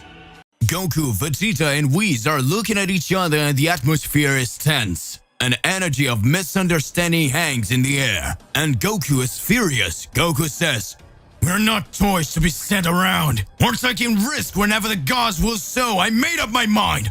I will overcome them all, and in this way I will be free. I will free all mortals." Vegeta is impressed with Goku's attitude and can't believe what he just heard, but enters in the middle of discussion and says, "Well, I don't really identify with Kakarot at all, but this time he's right. Whenever something happens to the gods, mortals pay the price. This cannot happen anymore." Goku then continues to say, "Mr. Whis, I will leave now, and when you meet Mr. Beerus, say so, that soon I will face him, and it will be for the last time." Goku looks at Vegeta and says, "Let's go, Vegeta." Vegeta responds, "Don't give me orders, you insect." Vegeta touches Goku's shoulder, who concentrates and teleports back to Earth. Arriving there, Goku sees Gohan and the others, and everyone runs to hug Goku and Vegeta. But Vegeta doesn't want to hear about hugs and turns around, crossing his arms and simply says, all right, just don't come pissing me off." At this point, Gohan starts to tell about all the adventures they had while they were away, and Goku can hardly believe it all. Vegeta is surprised to hear the stories and says, I can't believe Bulma turned into a Super Saiyan. It's dangerous, Bulma." Bulma approaches Vegeta and says, "Don't talk to your wife like that. You who disappeared and now you come with that poker face wanting to teach a moral lesson. Can you explain where you've been all this time?" Vegeta then explained everything that had happened while Gohan and the others watched and listened, along with Goku. And then Bulma starts talking. So it means you were prized. And you still have the nerve to fight me? You're a delinquent, Vegeta. I don't believe in such a thing. Don't come closer to me. No, don't come closer. No. Vegeta, after being scolded by his wife, is completely embarrassed and tries to explain himself. "Bulma, no, it's not my fault. It was Kakarot's fault, this imbecile." And this discussion goes on for quite some time, until tempers begins to calm down again. And then after explaining, Goku is extremely upset with the position of the gods and says, "Guys, we can no longer accept what the gods do, and I decided that I would travel the universes and recruit the warriors who want to face the gods with me. Ever since I got the powers of a god killer, I have doubts whether or not to face the gods. But now I've decided there's no other alternative." Gohan approaches and says, "But Dad, if you start fighting the gods, it could cause a war that would end all the universes." And Goku responds, "I know, my son, but there's no other way. If we don't fight, at some point all universes will suffer. There's only one choice we have. And now I have powers to stop the gods." Gohan tries to say, "But Dad, we should think of another one." Goku stops him and says, "Don't worry, none of you need a fight. This is a journey I will walk alone." Everyone is extremely worried, and Vegeta says, "Kakarot, what if no one wants to join you?" Goku then responds, "As I said, Vegeta, this is a path that I will walk alone if necessary. We can no longer lower our heads and simply obey. The only thing I ask is that you protect the Earth in the meantime." Vegeta then responds, "This time I won't go with you, otherwise Bulma will get even more mad. But I hope you make it." Goku then confidently says, "I'll find a way." Gohan, still dissatisfied, says, "Dad, I think you should think better about this." Goku slaps Gohan on the shoulder and says, "You don't have to worry if something happens to me. I still have you and Goten to take care of your mother, right?" At this point, Gohan lowers his head and says, "It's okay, Dad. Good luck in your journey." Goku then uses his teleportation and disappears. As Beerus has not returned yet, Goku's first target would be the nearest universe. After all, there were also a destroyer god Champa, Beerus' brother. Goku had learned to use his god killer power to travel between universes without difficulty, so he could transition between one and other universe, and in this way, Goku decides to go to Universe 6. Meanwhile, in Champa's palace, we see Vados watching as Champa eats hundreds of bowls of food that he had gone to planet Earth from his universe to fetch. And Vados tries to warn him by saying, "Mr. Champa, if you keep eating like this, you end up exploding." Champa then says, "Shut up, woman!" He soon brings another bowl. Vados obeys and sees that there is no point of warning him. And so it goes on for a while. Meanwhile, we can observe a small planet where Goku had just arrived. He wanted to meet someone he knew, but he could feel the presence, but he could not locate it. In the distance, we see Hit watching, and then Hit says, "Why do I feel Goku's ki? What are you doing here, Goku? Do you want to fight me again?" How interesting. I think I'll ask in person. Goku walks across that plain until he hears a familiar voice. "Hey, Son Goku. How long has it been?" Goku looks to the side and answers, "At last I found you."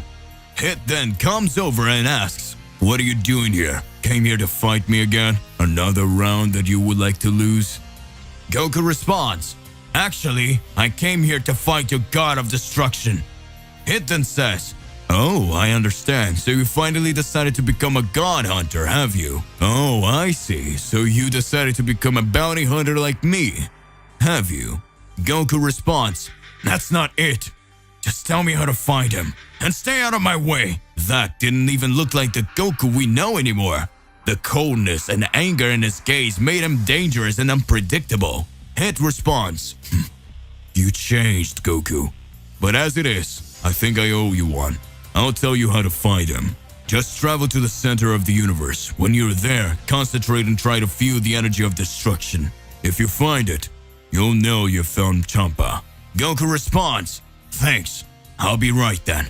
Later, Goku says goodbye to Hit, and they go towards their destination. Goku arrives at the center of the universe, and there he begins to meditate, to concentrate until he feels the energy of destruction and then go towards it. Arriving there, he finds Vados, and when he sees Goku, Vados asks, "What are you doing here, Goku?" Goku responds, "I came to defeat Champa." Vados says, "He is sleeping. I can help with anything." Goku responds, "Wake him up." And then seeing how serious Goku is, Vados decides to do as he asks. Champa wakes up furious and runs towards Goku to find out what was going on, and when he gets there, Goku starts to say, "You arrogant gods! You don't understand how to value the power they have, and that's why I'm here, to correct your transgressions like gods." Champa is furious and wants to go after Goku. Vados then says, "Mr. Champa, you better watch out. There's something different with his eyes." Goku then says, "Vados, take us to a place where we can fight." Vados then hits her staff on the ground and teleports the two to the empty world. And so the two are face to face. Champa asks, "What do you want?" Goku responds with a smile on his face, "I want to defeat you, just that." Champa laughs.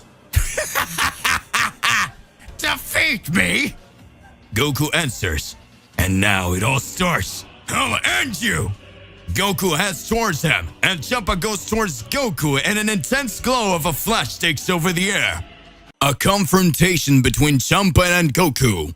Goku is furious with the gods, and when he sees Champa going towards him, he activates his God Killer transformation. At this moment, Champa watches and sees the strange form that Goku obtained, and then Champa screams, "Hey Goku! Where'd you get that form from? You couldn't do this before!" Goku then responds, "This transformation is something I got specially to face the gods." Champa then laughs.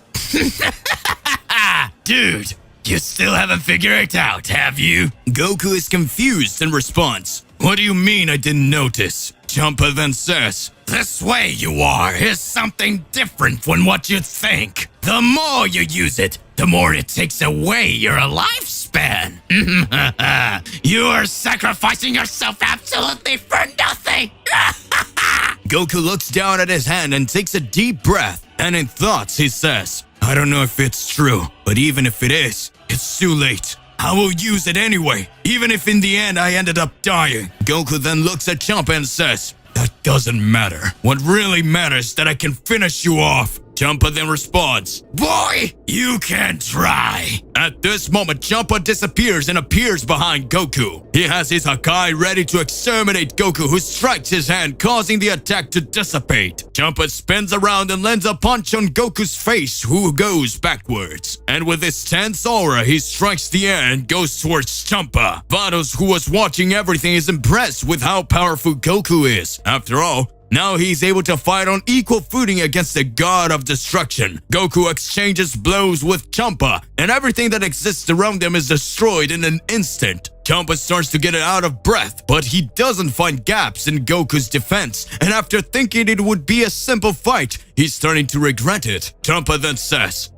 "I have no choice but to use my secret weapon." At this point, Champa raises his hand and starts gathering energy for an attack. Goku, who had been sent away with an attack, recovers quickly and says, "I'm not going to give you a chance to do whatever you're thinking." Vados, then seeing this massive energy that Champa gathers, screams, Mr. Champa, don't do that! This amount of energy will destroy this entire solar system! Goku quickly flies towards them, but the energy takes on unimaginable proportions, and not only is the solar system in danger, but the entire universe, which at that moment begins to shudder and countless planets begin to disintegrate. Goku then looks around and feels the energy of the entire universe. At this moment, Goku says, "Alright, you can come with everything!" Champa throws the energy sphere that was similar to a Haki, but it was absurdly giant. All the planets that are around him starts to disappear. Stars are thrown away from that absurd force. It's going with everything on top of Goku, who stretches his arm then to block that attack with his hands. Goku concentrates, and when that powerful energy approaches and is about to touch him, it disappears, causing Goku to understand absolutely nothing. At this point, Goku is confused and says,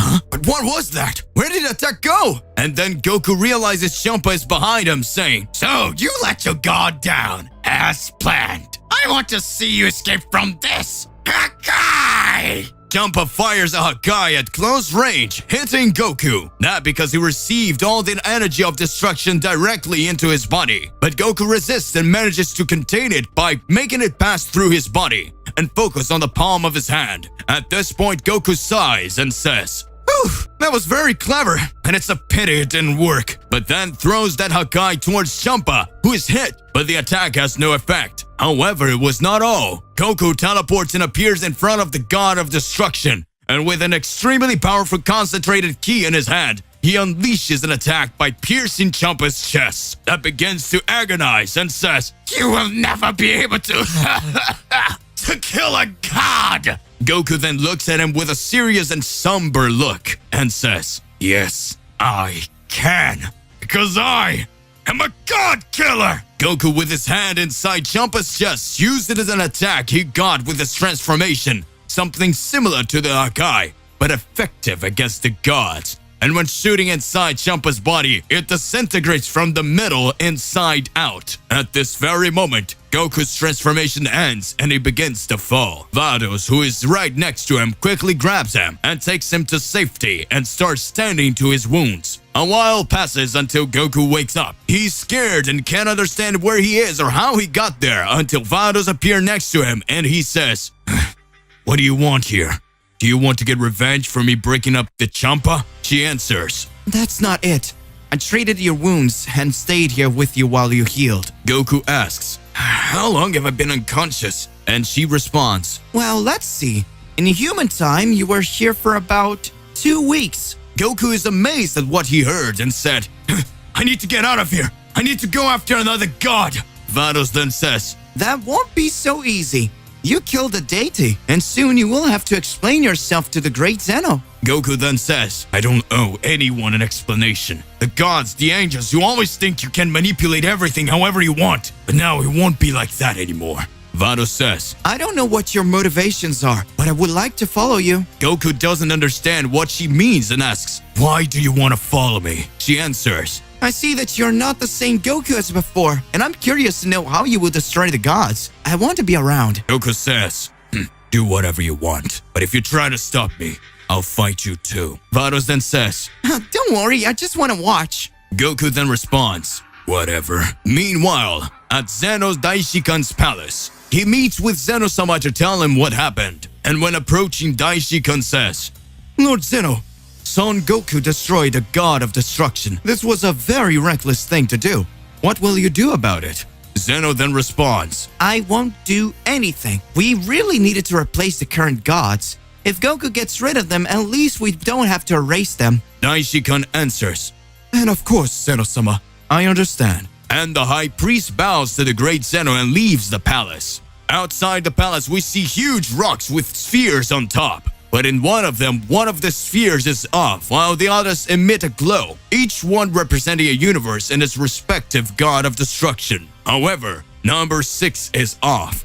That is, Universe 6 was collapsing after all. With one of its gods exterminated, the balance has been compromised. Meanwhile, we observe Goku being accompanied by Vados that decided to follow on his journey. Goku is currently roaming the cosmos to find a way to go in search of a new target, to go on a search of a new god so that he can face him. And so, his journey continues. Goku's thoughtful, but even full of doubts, there are no more ways to go back on his decision.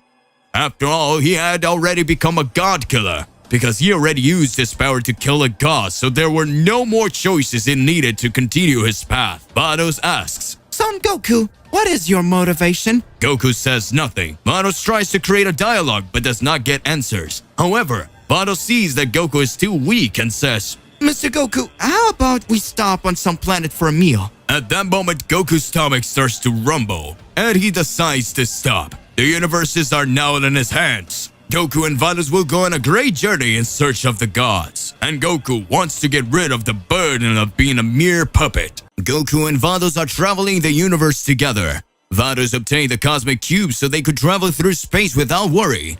Goku is eating because he hasn't eaten in a while, and he's dying of hunger. However, Goku is different. Goku is not the same after everything he's faced. Upon obtaining the form of a god killer, Goku is taken by hatred and his spirit just wants to achieve his goals, to make the gods stop using mortals for their own benefit. Goku has become colder. His personality is more like of a saiyan. And after meeting his father, Goku realized that to end injustices, he should let the Saiyan within him speak louder. At this moment, Goku is just a being who seeks to find freedom and reach where no one else can. He needs to fight the gods even if it ends up corrupting him or destroying him.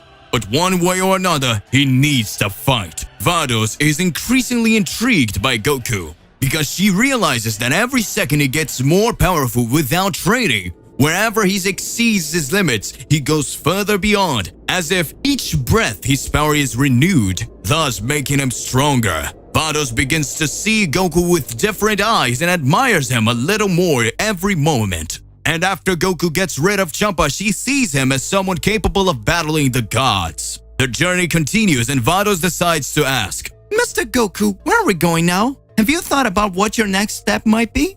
Goku looks at her with a cold gaze and responds, It doesn't matter. Let's go anywhere. I still need to recover my energies to go after the gods. Vados then says, Wouldn't you rather talk to Zeno-sama and try to explain yourself?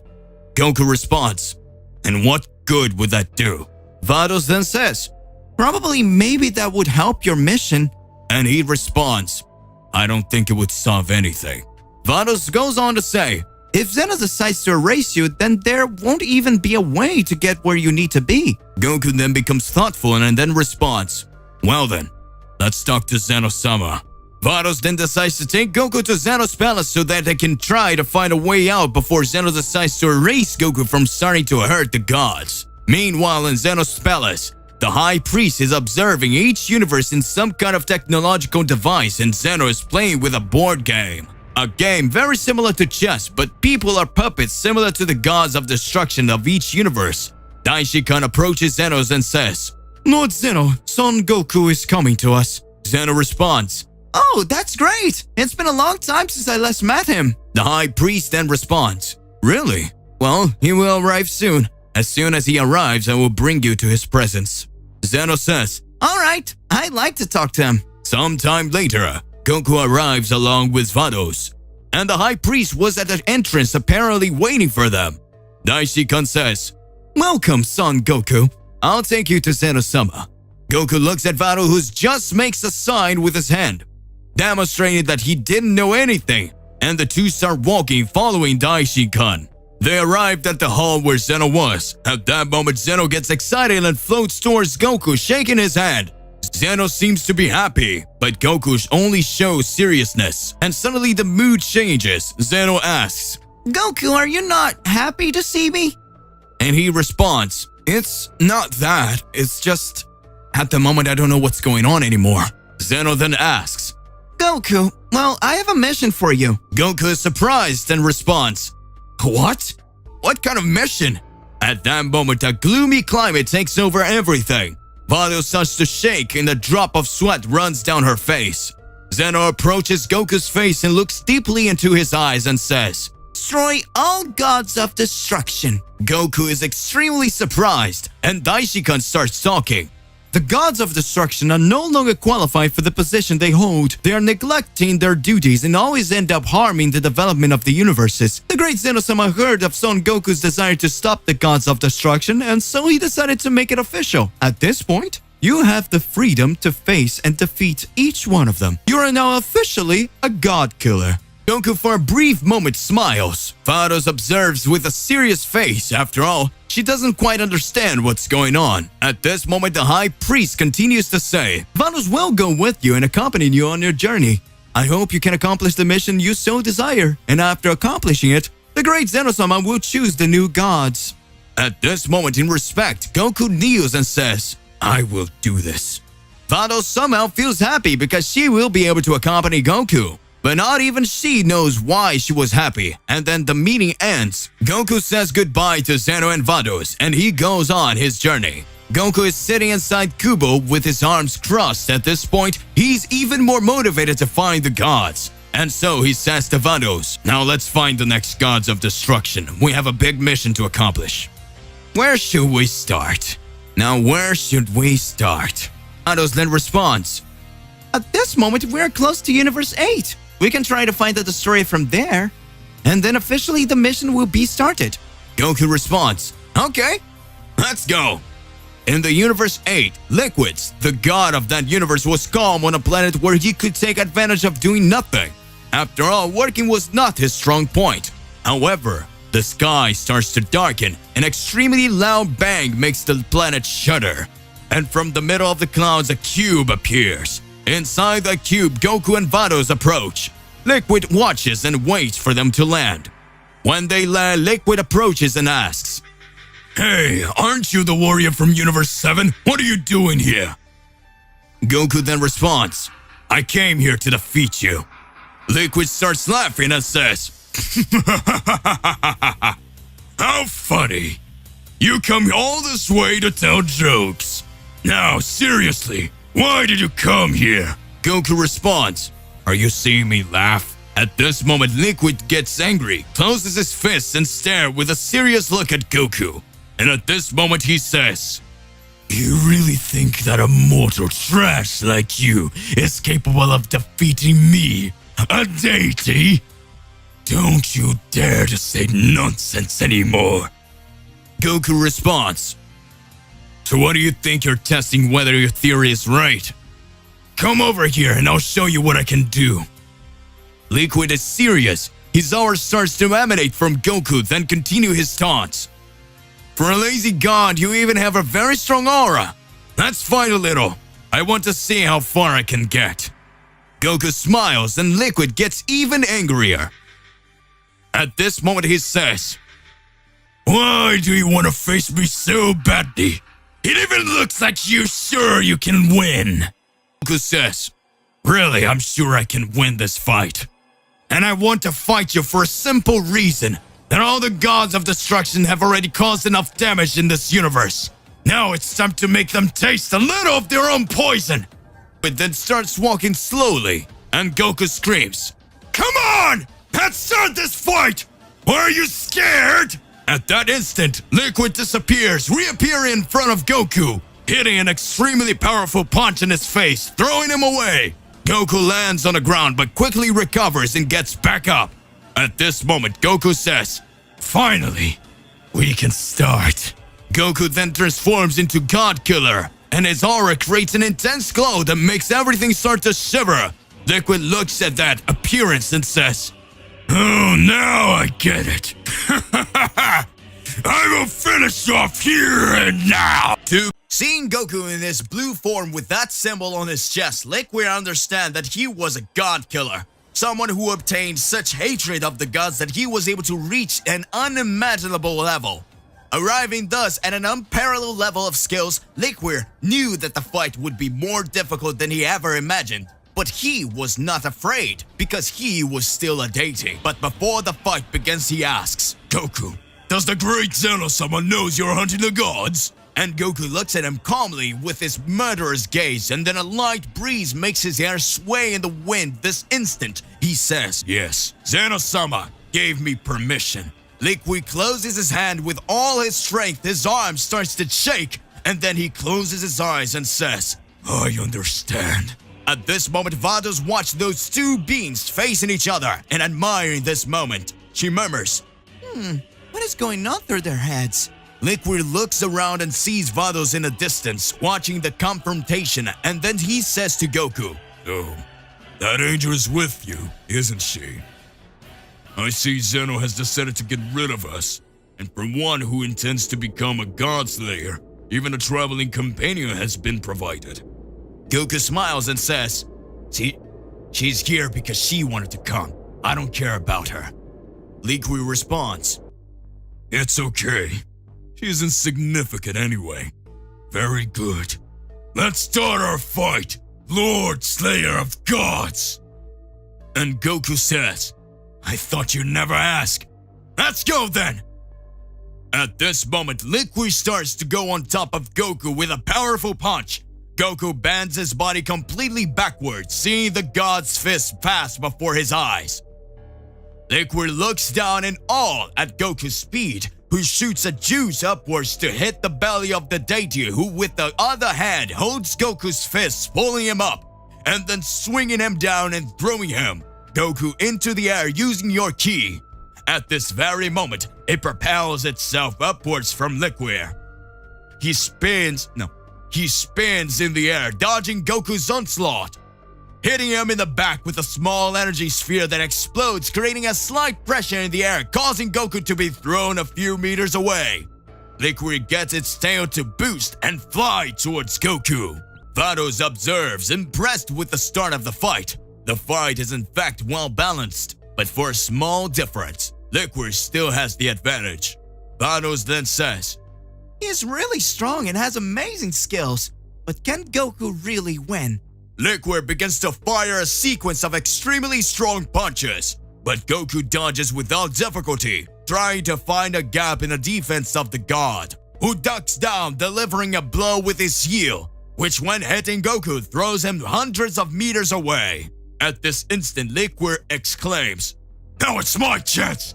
He propels his body in the direction that Goku threw himself in, propelling himself through the air towards the Saiyan. With his hand outstretched, he screams, "Haki!" And a purple sphere of energy is created in the palm of his hand. An aura takes over his body, and there, at this moment, he says, "Oh, you're gone!" And when approaching Goku, he recovers and hits Liquir's arm, causing the energy to be thrown to the other side.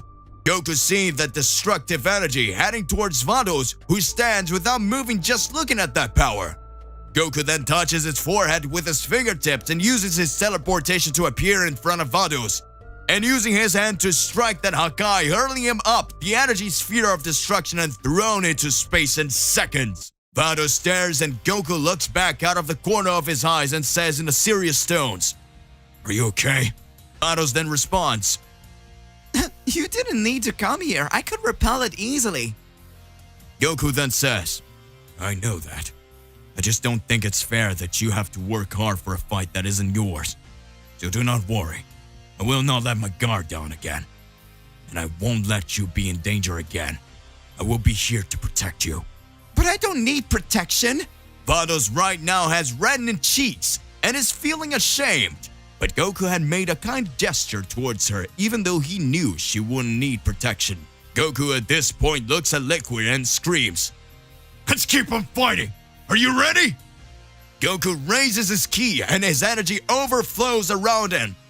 An energy dragon. No. Goku raises his ki and his energy overflows around him. An energy dragon begins to emerge.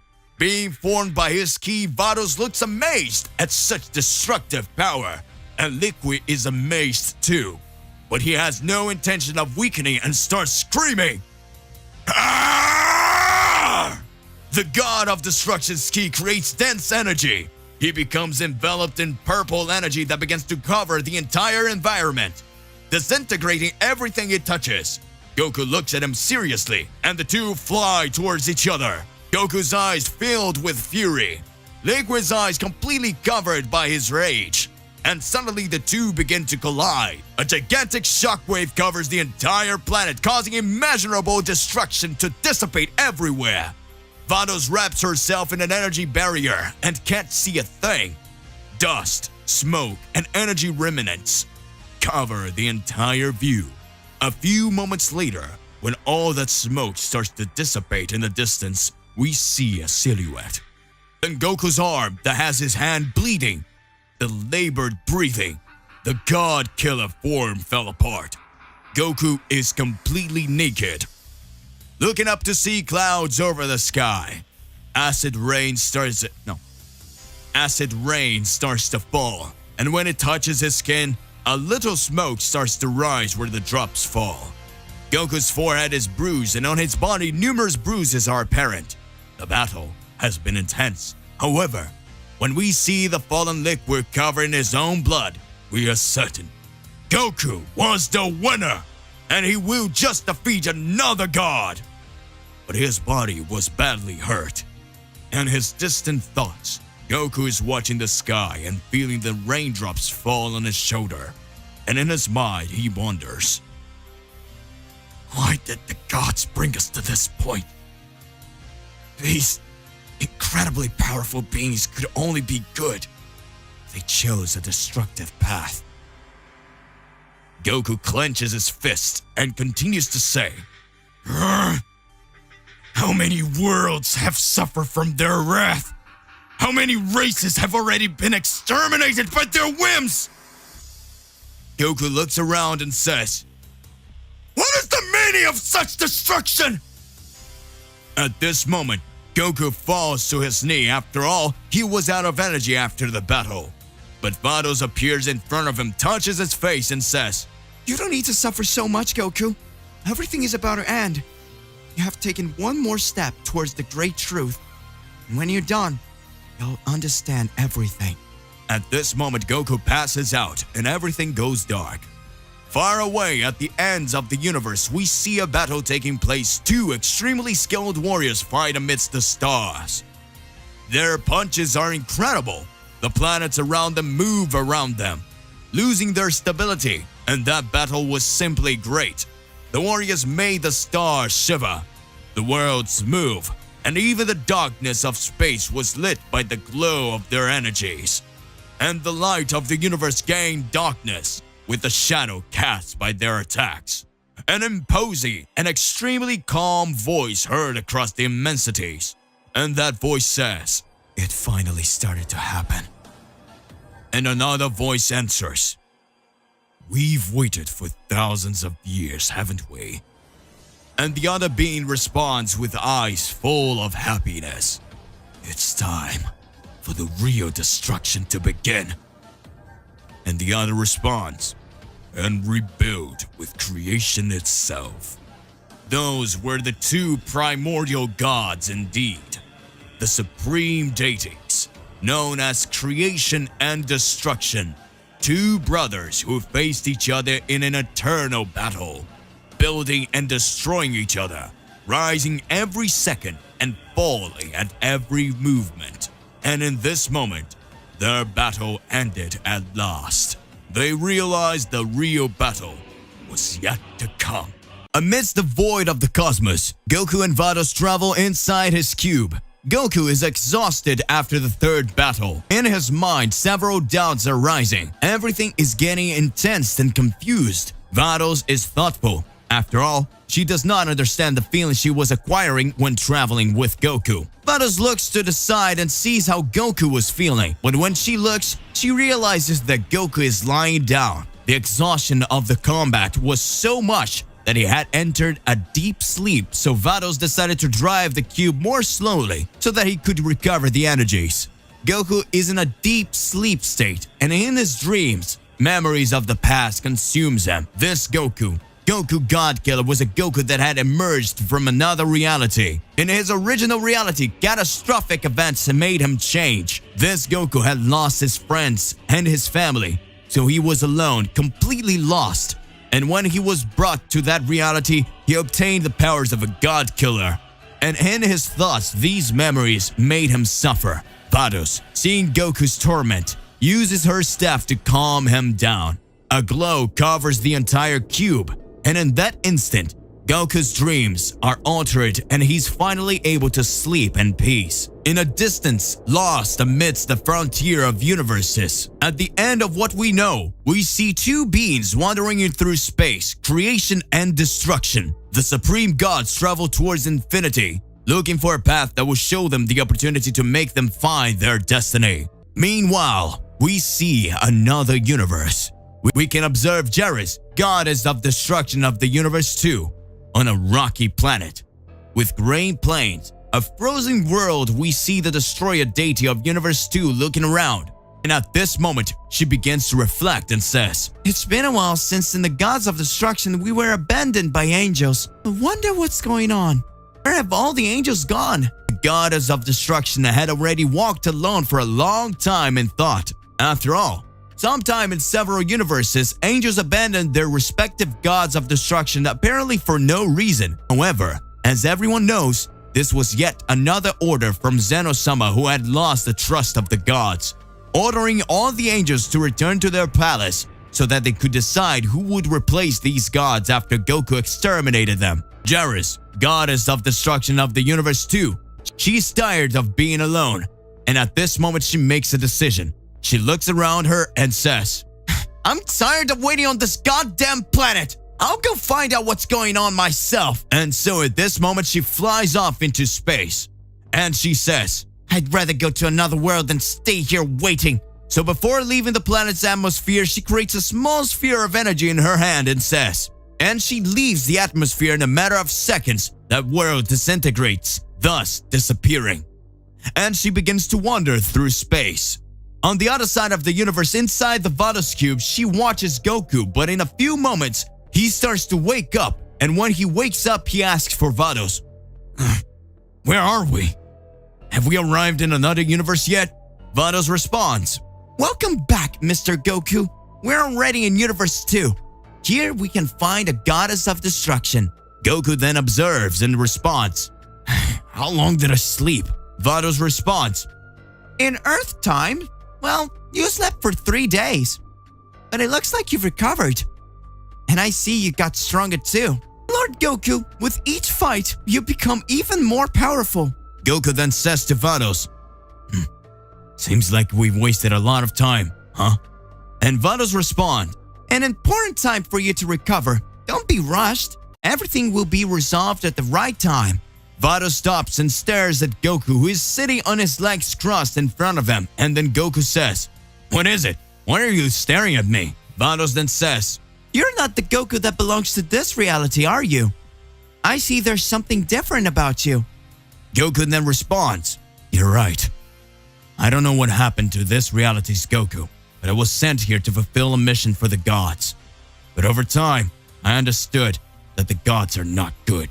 Vados then continues to ask, "What happened to your family in your reality?" And Goku gets sad. He lowers his head and looks down. And at this moment he responds, "I had already forgotten. In fact, this whole time I just wanted to forget, but I lost them all." Vados gets extremely serious, and Goku continues to say, "Here in this reality, everyone's fine. Everyone was happy to see me, and it's not the same. And even though I'm here surrounded by everyone I know, I'm still alone." Right now, Vados is approaching. She bends down and touches Goku's face and says, "If it's up to me, you won't be alone anymore." Vados' cheek is flushed and Goku glares at her. And suddenly the two stand up embarrassed. Some time passes, and traveling through the universe, the two come across something. As they approached, they noticed that traveling through space was the goddess of the universe 2 right in front of them, close to the orbit of a nearby planet. That planet's gravity pulls the two towards it, which inevitably falls into the planet. The two take an incredibly powerful hit, destroying everything they hit before falling. And when falling to the ground, a gigantic explosion takes over of everything. The goddess and Goku recover and stands up. But Beerus, the goddess, approaches and says to Goku, "You asshole! What does she think you're doing? Why did you do it?" And without much talk, Goku uses his God Killer transformation and decides to go for it anyway. The goddess then says, "I see you don't want to talk, do you? Alright, let's get this over with." At this moment, she raises her arms and gigantic purple ones are attracted. By slamming their heads together, those gigantic boulders spin Goku in the air, creating an incredibly loud bang. Goku, who was stuck in the middle of those gigantic stones, he releases his energy and makes them explode. Goku emerges from thousands of debris. The wind makes his hair sway and his aura emanates an incredibly powerful energy.